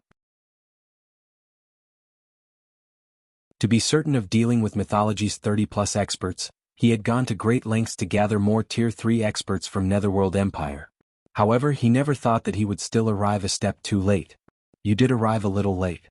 The battle just ended and Mythology's experts have left already, Phythalia said, nodding. However, I believe they won't come to harass the Starlight Fortress anymore, at least not in the near future. They won't come back soon? Hell Rush was a little confused by Phythalia's words. From what he understood of Mythology, the guild definitely wouldn't rest until it achieved its goals. MHM. You can see what happened yourselves. Phythalia did not wish to dwell on the matter. Instead, she sent Hell Rush and the others the battle video she recorded. This was because even she herself couldn't understand many aspects of this battle. It would be much better for Hell Rush and the others to watch it themselves. In the video, Shurfeng could first be seen sending Sandstorm flying with a normal attack. Then he could be seen thoroughly overwhelming Mythology's 8 empowered peak experts. Throughout the whole exchange he looked like a god, an existence that players could not resist. Whether it was Hell Rush and the other Hell Legion members or McCaffrey and Crimson Witch, who had made contact with Shurfeng shortly after he arrived on the western continent, every one of them nearly had their eyes fall out of their sockets. For a moment, they all wondered if the Shurfeng portrayed in the video was the same person they knew. Read latest chapters at Wuxia World. It had only been a while since they last met Shurfeng, yet not only did Shurfeng manage to fully unlock his mana body during this period, but he had even gained enough strength to defeat 8 peak experts possessing the strength of Grand Lord ranked archaic species all by himself. Was he still human? Meanwhile, during the time Hell Rush and the others were flabbergasted over this matter, battle videos showing Shurfeng's fight in the Starlight Bar started spreading like the plague. These videos soon landed in the hands of the Western continent's various superpowers. What's going on? Mythology was defeated.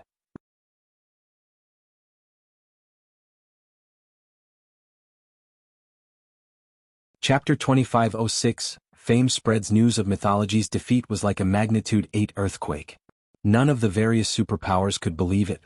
Previously, Netherworld Empire's concession had already been plenty shocking to them. However, Netherworld Empire's decision was still understandable, as the Divine Dragon really wasn't an existence that players could oppose. Now, despite Mythology having gained a method to evade the Divine Dragon's detection, it had still failed to gain control over the Starlight Fortress. Moreover, Mythology's failure wasn't even due to the Divine Dragon, but Shurfeng, a Tier 3 player. How could they possibly bring themselves to believe this news? This was one of the virtual gaming world's 5 great super guilds they were talking about. It had already been many years since an individual player could resist the assault of one of the 5 great super guilds. Every person who had attempted to do so had been thoroughly suppressed, left with no choice but to submit to the will of the 5 titans. Now, however, not only did Shurfeng stand in Mythology's way, but he had even single-handedly killed 8 of Mythology's monstrously strong experts. The various superpowers' upper echelons immediately took action. They not only abandoned all plans to make things difficult for the Starlight Fortress but also forbade the expert teams they had dispatched to Star Valley from causing any trouble inside the Starlight Fortress, especially when Shurfeng was known to be present inside the fortress. The reason for their decision wasn't just Shurfeng's repulse of Mythology's assault but his monstrous strength. Let alone killing a few Tier 3 experts, even annihilating a 100-man team of Tier 3 experts would be child's play for him. Shurfeng was truly a one-man army and an existence that had to be feared. In addition, the Starlight Fortress was currently the only captured fortress in Star Valley. If the various superpowers wished to develop properly in the Forbidden Land, then having access to the Starlight Fortress was a must. If they ended up barred from the fortress, they would definitely die of regret. As for taking direct action to capture the fortress, that was utterly impossible. After all, if even Mythology was helpless against the Starlight Fortress, what could they possibly do? For a time, the various superpowers experts that arrived inside the Starlight Fortress could be seen behaving obediently like harmless sheep. Meanwhile, inside the Starlight Fortress's Fortress Lord's mansion, Shurfeng was currently swamped with work. Due to Mythology's defeat and the various superpowers becoming meek, the number of players willing to visit the Starlight Fortress had skyrocketed. These new visitors included many merchant players. Some trading firms had even sought to partner with Zero Wing and offered to rent the Starlight Fortress's shops at a high price. The entire Starlight Fortress became very crowded. Guild Leader. According to our latest statistics, the Starlight Fortress's player population is nearing 500,000 already. Rough estimates put us at a daily net profit of over 250,000 magic crystals, Aqua Rose reported, her eyes practically glowing as she looked at the latest statistics report in her hands. At this rate, it will only take us a few more days before we can repair the large battlefield inside the Fortress Lord's mansion. Then, our people will be able to use it for all sorts of combat training and greatly improve their control over mana.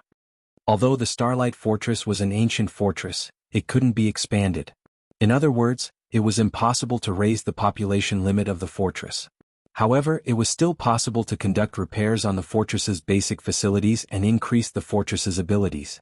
Among the various facilities available inside the Starlight Fortress, the one that was most useful to players was the large battlefield. Unfortunately, it cost 1.5 million magic crystals to repair it. Originally, it should have been impossible for Zero Wing to repair the large battlefield in the near future. However, now that the Starlight Fortress had such a large player population, the amount of time it would take to gather funds for repairs should be significantly shorter. The large battlefield was something like a special dungeon on the first underground floor of the Fortress Lord's mansion. Inside this large battlefield, players could fight against all kinds of simulated monsters in the Starlight Fortress's ancient environment. By training inside the large battlefield, players could make tremendous progress in improving their mana control. After all, fighting in a life-or-death battle was many times more efficient than sparring with other players in a combat room. So long as this large battlefield was repaired, Zero Wing could continuously transfer its core experts over from the Eastern continent to undergo training here, allowing them to unlock their mana bodies several times faster than experts of the various superpowers. The population has increased to such an extent already? Sure Feng was a little surprised by Aqua Rose's report. Although he had long since known that his battle with Mythology and the activation of the demon god's shrine would trigger a period of rapid development for the foreseeable future, he never thought that the fortress would develop this quickly. It's a pity that the Starlight Fortress is only a small fortress. Otherwise we would earn many more magic crystals, Aqua Rose said with some disappointment. Magic crystals were becoming increasingly important to current players. This held true even on the Eastern continent. The reason for this was the demand for magic crystals for the production of high-level weapons and equipment. Now, despite Zero Wing having gained an opportunity to earn a large amount of magic crystals, this opportunity was restricted due to the Starlight Fortress's limitations. A small fortress is already more than enough for us. After all, our foundations on the Western continent are too shallow. Even if a medium or even large fortress were presented to us, we wouldn't be able to manage it, Shifeng said when he saw the disappointed look on Aqua Rose's face. I understand this as well. The limitation of sending only 10 players to the Western continent per week is really restricting. It would be great if we could increase that number slightly, Aqua Rose said. She had experienced the Western continent's benefits already. The development of mana control here was especially excellent compared to the Eastern continent. If possible, she really wished she could transfer all of Zero Wing's main force members over. With the help of the Starlight Fortress, Zero Wing wouldn't have to worry about its Tier 3 members lacking strength. Let's not rush the matter of sending more people over for now. Since we can activate the large battlefield soon, have Yen Qianxing's side make the necessary preparations to start an Adventurers Alliance branch here. Members of the Alliance can accumulate points by completing Alliance-issued quests. Afterward, they can use these points to exchange for time inside the large battlefield or other items.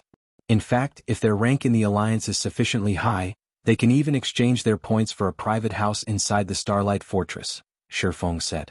It would take too long for Zero Wing to send an adequate number of members over to the Western continent. Moreover, as players continuously leveled up, more Tier 3 players would fully unlock their mana bodies. Shifeng might be able to defend the Starlight Fortress all by himself now, but he couldn't do so forever. After all, he had plenty of other matters to attend to. He couldn't stay cooped up in a single location for long. If he wanted the Starlight Fortress to experience long-term stability or Zero Wing's development on the Western continent to accelerate, he needed sufficient manpower and resources. Previously, he had still been troubled as to how to go about doing so. However, with the Starlight Fortress's current popularity and the soon-to-be-repaired large battlefield, attracting a large number of independent experts to join or ally with Zero Wing was definitely feasible.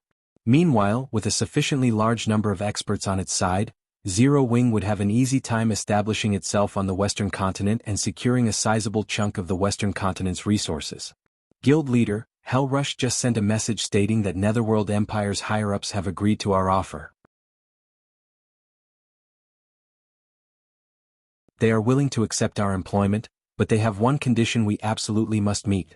All of the Hell Legion's members should fully unlock their mana bodies within 1 month. Otherwise, they want 20% of the Starlight Fortress's shares as compensation, Aqua Rose reported, frowning. Fully unlocking one's mana body was easier said than done. She and the others had managed to accomplish this feat only because they had the fortune of entering the Starlight Fortress's Legacy Gate and Legacy Room. Meanwhile, Netherworld Empire was asking Zero Wing to help the Hell Legion fully unlock their mana bodies. No matter how she looked at this situation, it was simply impossible. It seems they have finally thought things through. Shi Feng smiled when he heard Aqua Rose's words. All right, agree to their conditions. Originally, he had considered Netherworld Empire's agreement to his offer unlikely. After all, the Hell Legion was Netherworld Empire's strongest trump card legion. Not only did the legion consist of 300 Tier 3 experts, but these players were experts among experts. Fortunately, it seemed that the performance he had put on with Mythology was quite effective. The Holy Annihilation mana technique was incredibly powerful. Just the first sword, Lightshadow, already allowed him to exhibit power at the Tier 4 standard. However, the complexity of Lightshadow was far greater than even bronze combat techniques. The burden it placed on its user's concentration was likewise much greater than that of a bronze combat technique. Read latest chapters at Wuxia World. After executing Lightshadow 11 times in a row, he had expended more than half of his concentration already. Had he executed Lightshadow a few more times, he might have entered a state of mental exhaustion. Then his opponents could have slaughtered him. Guild leader, we're talking about helping them fully unlock their mana bodies in 1 month, Aqua Rose said worriedly. If Netherworld Empire's demand were simply to upgrade the Hell Legion's level or equipment standard, she wouldn't have been too concerned. However, players mainly had to rely on themselves to unlock their mana body. There were too many variables that could affect this process. Meanwhile, as more time passed, the number of Tier 3 experts Zero Wing possessed would continuously increase. There was no need for Zero Wing to be in such a rush to gain Tier 3 experts, using even the Starlight Fortress as a wager. Relax. The process of unlocking the mana body isn't as difficult as you think, Shi Feng said, chuckling as he looked at Aqua Rose. Moreover, many matters in God's domain need to be done sooner rather than later. A delay would mean missing out on many opportunities. In any case, now that Netherworld Empire has agreed to our offer, it's time we return to the Eastern Continent. If it were before he had fully unlocked his epic mana body, he really wouldn't be confident of fulfilling Netherworld Empire's condition. However, after absorbing the bountiful knowledge in Iliade's memory crystal, helping the Hell Legion's experts fully unlock their mana bodies within 1 month wasn't a difficult task at all. After all, every one of the Hell Legion's experts was a genius even in the eyes of the various superpowers.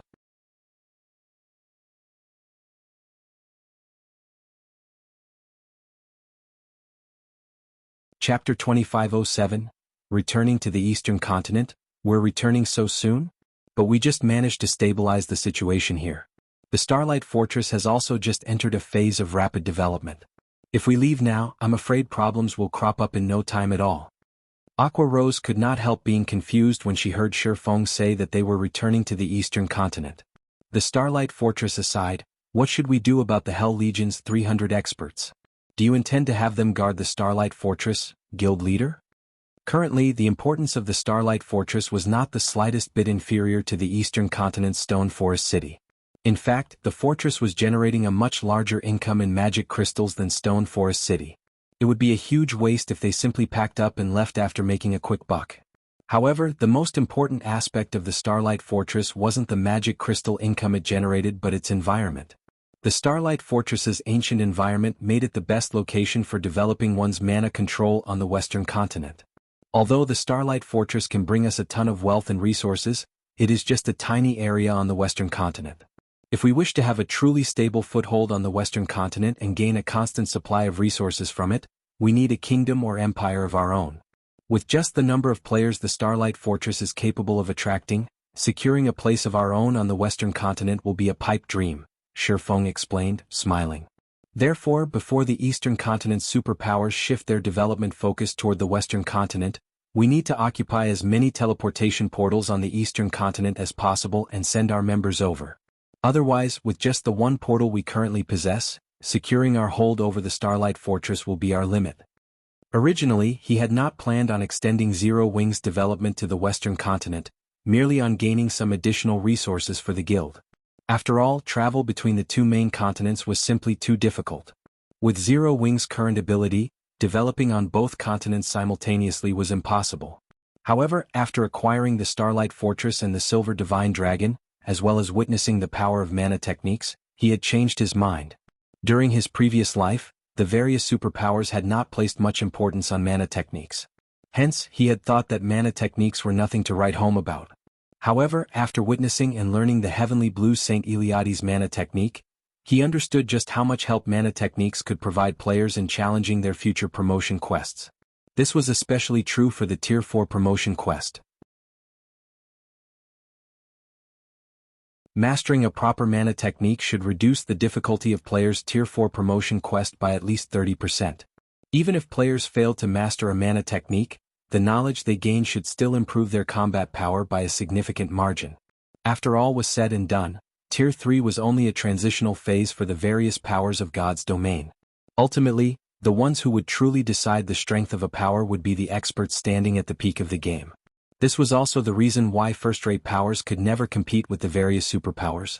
Meanwhile, the Starlight Fortress was currently the best location for players to develop their mana control. However, the current teleportation portal Zero Wing controlled only allowed a maximum of 10 players to be teleported to the Western continent each week. Just transferring all official and reserve members of Zero Wing's main force to the Western continent would take several months. By then, everything would be too late. Time waited for no man. With God's domain's current popularity, the development of powers was absurdly fast. This was especially true for the superpowers. With the number of experts and territories the various superpowers occupied, so long as they had sufficient funds and resources, their development speed could be far superior to the current Zero Wings. Hence, what Shifeng needed to do now was occupy more teleportation portals on the Eastern continent, thereby increasing the number of players Zero Wing could send to the Western continent. That way, the guild would be able to secure resources and advantages from both continents. At that time, the development speed of its experts would easily outstrip that of the various superpowers experts. Aqua Rose's eyes glowed with excitement at Shifeng's words. If Zero Wing truly became capable of teleporting a large number of experts over to the Western continent, then the guild would no longer have to worry about clashing with the various superpowers in the future. It might even become a true superpower. After all, the various superpowers might be superior to Zero Wing when it came to the number and quality of expert players, but in terms of guild resources and income, Zero Wing was not the slightest bit inferior to ordinary superpowers. Guild leader, in that case, why do we need to employ the Hell Legion?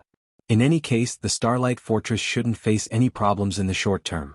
During this time, so long as we can continuously transfer large batches of players over to the Western continent, including the 10 of us here, we won't need the Hell Legion to defend the Starlight Fortress at all, Aqua Rose explained. She did not doubt Shifeng's ability to find more teleportation portals. After all, he had created plenty of miracles before. However, she still felt that employing the Hell Legion was a huge waste. After all, the Hell Legion operated only on the Western continent. Meanwhile, unlocking the mana body was a difficult task.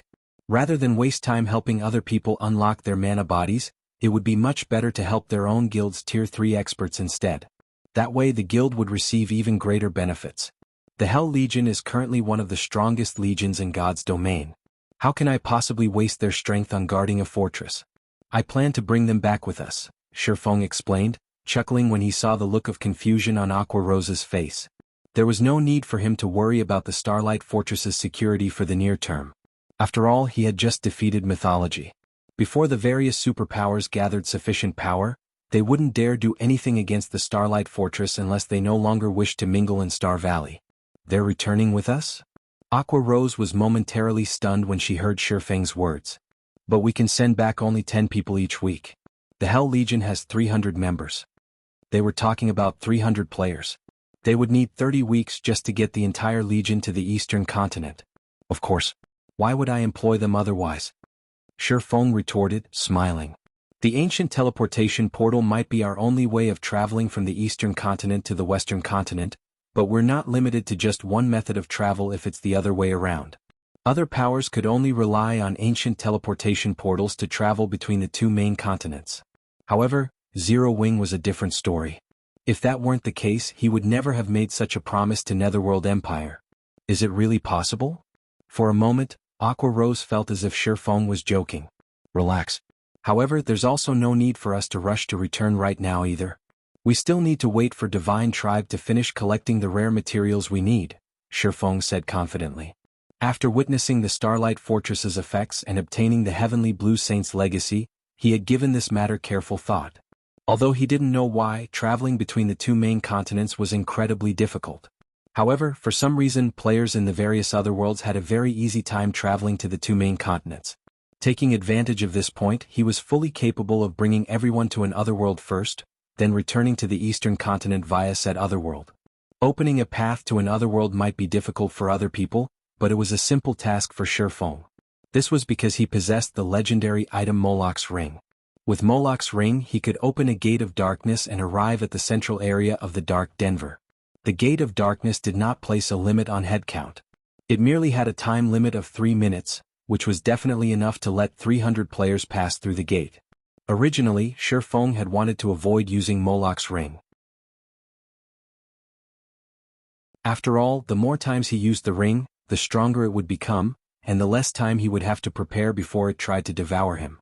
However, if using the ring once meant that he could bring 300 Tier 3 experts back to the eastern continent, he would be more than happy to do so. Following which, Shifeng spent another day or so waiting inside the Starlight Fortress. During this time, he not only signed an employment contract with Netherworld Empire but also had Yen Tianxing and Yi Luofei familiarize themselves with the Starlight Fortress's Fortress Lord's Mansion and various other matters. He planned to have the two of them remain behind to manage the Starlight Fortress. As to why he made such a decision, it was so that Zero Wing could manage the Starlight Fortress properly, as well as ensure the development of the Adventurer Alliance branch that would be established here. After all, when it came to managing adventurer teams, the two of them had a much better understanding than he did. Read latest chapters at Wuxia World. While he was doing all that, Phythalia and many other Divine Tribe experts had brought a ton of rare materials and non-bag space materials unique to the Western continent over to the Starlight Fortress, the value of this batch of materials exceeding 3 million magic crystals. Shifeng stored all of them inside his epic spatial bag. Once he brought these things back to the eastern continent, he would definitely make a killing.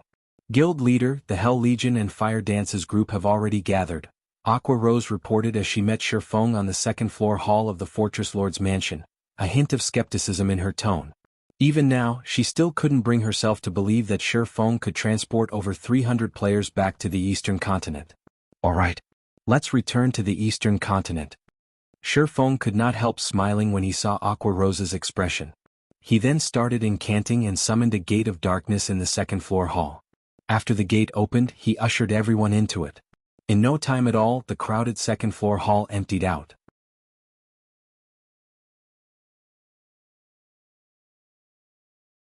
Chapter 2508. Changes to the Dark Den. In a rainforest at the periphery of the Dark Den's central area, a huge gate made entirely of black fog suddenly appeared. The frightening amount of energy the gate radiated prompted the demonic creatures nearby to retreat involuntarily as they stared nervously at the 6-meter-tall gate. After the gate opened up, figures of players walked out of it in quick succession. What kind of place is this? The gravitational force here is so strong. It practically rivals the Star Tomb's first floors, Thunder Beast, who had just set foot into the rainforest, exclaimed in surprise.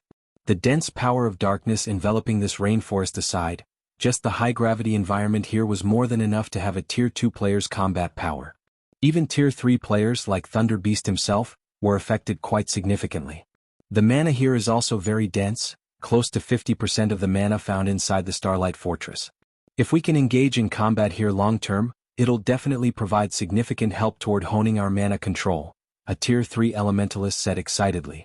Although the Starlight Fortress's ambient mana was much denser than this rainforest's, combat was prohibited inside the fortress. However, in God's domain, if players wish to improve themselves, the fastest way to do so would be by participating in life-or-death battles. Fighting in mana-dense environments was particularly effective, as players would have a much easier time controlling their mana, which would, in turn, allow them to practice and familiarize themselves with their mana control more efficiently. At this point, the eyes of the Hell Legion's members glowed with excitement. This was because the rainforest teemed with monsters above level 100. This place was an excellent location for not only training their mana control but also grinding for levels.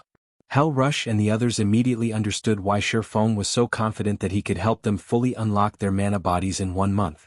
If they could fight in such an excellent environment, fully unlocking their mana bodies in 1 month would indeed be feasible. Meanwhile, Aqua Rose, who had followed Shifeng to the Dark Den, was similarly surprised by this situation. She never thought that Shifeng had actually kept such an excellent training ground hidden. The monsters here might not be very strong, with the majority of being level 100 chieftains and the strongest being level 100 plus great lords, but the environment here made it the perfect location for newly promoted tier 3 experts to train in. Guild leader, you're too biased. You actually saved such an excellent location for others. If Zero Wings members had grinded here as soon as they hit level 100, we might have been able to double the number of tier 3 experts we have by now, Aqua Rose grumbled. Aqua Rose's complaint rendered Shifeng, who had just set foot into the rainforest, at a loss for words because this place was completely different from the central area he knew. Previously, when he used Moloch's ring to teleport to the Dark Den's central area, he had arrived very close to the World Summit. Now, however, he couldn't even see the World Summit from where he stood. Moreover, his surroundings abounded with demonic creatures. The mana density here was also considerably high. In addition, the world here seemed to have built up some resistance toward him, as he found that he currently couldn't exhibit his full strength. Does the teleportation gate change destinations according to my tier or level? After giving the matter some thought, Shifeng concluded that his hypothesis was very likely to be correct, because he had arrived at different locations during his first and second use of the Gate of Darkness. Only, the difference was not particularly obvious as he was teleported close to the World Summit on both instances. On the third instance, however, he was teleported to a completely foreign location, although still in the Dark Den's central area. Shifeng quickly shook his head, dismissing this matter. He was using the Dark Den as a transit point to travel to the eastern continent. As they were going to leave the Dark Den very soon, it did not matter what kind of location they arrived in. Unlike the Bible of Darkness's Gate of Darkness, Moloch's Ring's Gate of Darkness was a two-way teleportation gate. In other words, so long as he opened Moloch's Ring's Gate of Darkness, anyone who was a part of his team could move freely between the two locations connected by the Gate of Darkness. Hence, what he needed to do next was simple. He just had to use White River City's return scroll in the Dark Den and return to White River City. Afterward, he would use Gate of Darkness once more and let Hell Rush and the others, who did not possess White River City's return scrolls, cross over to White River City. Even if this method wasn't viable, he could still use the Bible of Darkness. Although the Bible of Darkness's Gate of Darkness had a 30-person limit, it was still a better option than relying on ancient teleportation arrays. Right now, however, as Moloch's ring was still on cooldown, Shifeng had the Hell Legion's members grind the surrounding demonic creatures and explore the rainforest. Although they wouldn't be here for long, the Dark Den was still a place created by gods. Even without the World Summit, there were still plenty of treasures and opportunities here that could not be found in the outside world. If they were lucky, they might gain a significant harvest. At the very least, it would be much better than sitting around doing nothing for an entire day. Guild leader, there's a town that's protected by a magic barrier right outside the rainforest. By the looks of it, quite a lot of players are gathered there, Fire Dance, who was scouting the vicinity, reported through the team chat. A town protected by a magic array? Fire Dance's report piqued Shifeng's interest. Is it one of the Dark Den's shelters? From what he knew, the Dark Den should have only shelters, not towns or cities. Shelters operated differently from the NPC towns and cities found in the outside world. Every shelter had its own unique abilities and produced its own specialty products. The higher ranked a shelter was, the better its specialty products. Meanwhile, with the shelter Fire Dance reported being in a level 100 plus map, its rank was definitely very high. Moreover, aside from specialty products, the Dark Den was also rich in gemstones, which were in short supply on the main continent. Guild leader, should we head over? Fire Dance asked. Of course, Shifeng said, nodding. This is an opportunity to make a fortune. Previously, Shifeng had been incredibly busy. In addition, the Bible of Darkness was necessary to suppress Moloch's ring, so he couldn't pass the Bible of Darkness to somebody else. As a result, aside from the occasional offline reports he received from Blue Frost and the others, it had been a very long time since Zero Wing had direct contact with the Dark Den. Shifeng had earned a lot of magic crystals and coins via the Starlight Fortress. Just the magic crystals he currently had on hand exceeded 600,000, while his coins totaled over 200,000 gold. He could use this opportunity to purchase a bunch of items to resell on the eastern continent. Moreover, attribute gemstones were much more valuable than magic crystals and also much more useful to players. Following which, Shifeng led Aqua Rose and the other members of Zero Wing toward the shelter fire dance found. The Hell Legion's members showed no interest in the shelter at all, opting to remain behind. They only wanted to continue grinding and honing their mana control. After all, Shifeng had already told them that they would be leaving this precious training ground soon. Hence, they needed to cherish this opportunity and improve themselves as much as possible. The shelter fire dance found was at the foot of a mountain range, with mountains at 3 of its 4 cardinal directions. Since shelters were under constant assault from demonic creatures, it was undoubtedly strategically located. As Shifeng's group arrived within several hundred yards of the shelter, he finally got a clear look at it. Although this shelter wasn't particularly large, only the size of an advanced town in the outside world, the defensive magic array protecting it was incredibly powerful, capable of resisting the attacks of Tier 4 monsters for a very long time. In a level 100+ map, a shelter with a defensive magic array of such caliber would definitely be considered a very safe location. This was also the reason why plenty of players resided in this shelter. Shifeng estimated that the shelter could easily accommodate over 200,000 players. A player population of 200,000 might not be anything significant compared to the towns found in the outside world, but in the Dark Den with its low player population, this was a very frightening number. Moreover, the residents of this shelter were very strong. Even the lowest level player Shifeng had spotted was level 104. At level 106 and level 107, the higher level ones could rival the levels of the various superpowers peak experts found in the outside world. The shelter's players were also considerably well equipped, with the weakest piece of equipment on them being level 100 mysterious iron rank and the majority being level 100 secret silver equipment. Some experts were even fully geared in level 100 fine gold weapons and equipment. However, for some reason, most of the weapons and equipment of these players stopped at level 100. Extremely few players sported level 105 equipment. In fact, even level 105 mysterious iron equipment was incredibly rare. When Shifeng's group arrived at the shelter's entrance, a level 106, Tier 3 female swordsman who looked both beautiful and capable suddenly approached them. "I believe you are Vice Guild Leader Blue Frost's teammates? I have been waiting for you for a long time now," the female swordsman said excitedly. "May I know when Vice Guild Leader Frost will arrive?" Blue Frost. Shifeng could not help growing confused at this situation. The female swordsman before him was considerably strong. Not only was she at the Flowing Water Realm standard, but she was also just one small step shy of the Void Realm standard. When the female swordsman saw the confusion on Shifeng's face, she pointed at the 6-winged emblem he wore and asked strangely, "Are you not Vice Guild Leader Frost's companions?" Read latest chapters at Wuxia World. EU at this stage of the game, Tier 3 players were still incredibly rare, and Tier 3 players wearing Zero Wing's guild emblem were even rarer. Hence, she had concluded that Shifeng's group should be Blue Frost's companions. "We are indeed companions, but probably not in the way you think we are," Shifeng explained. "So, Vice Guild Leader Frost's team still couldn't make it in time?" The female swordsman grew a little dejected when she heard Shifeng's words.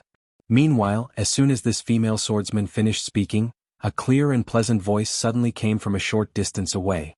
"Graceful, I told you long ago that rather than inviting Zero Wing's Blue Frost, it would be much better to invite Crimson Emperor's Vice Guild Leader Fantasy, yet you refused to listen.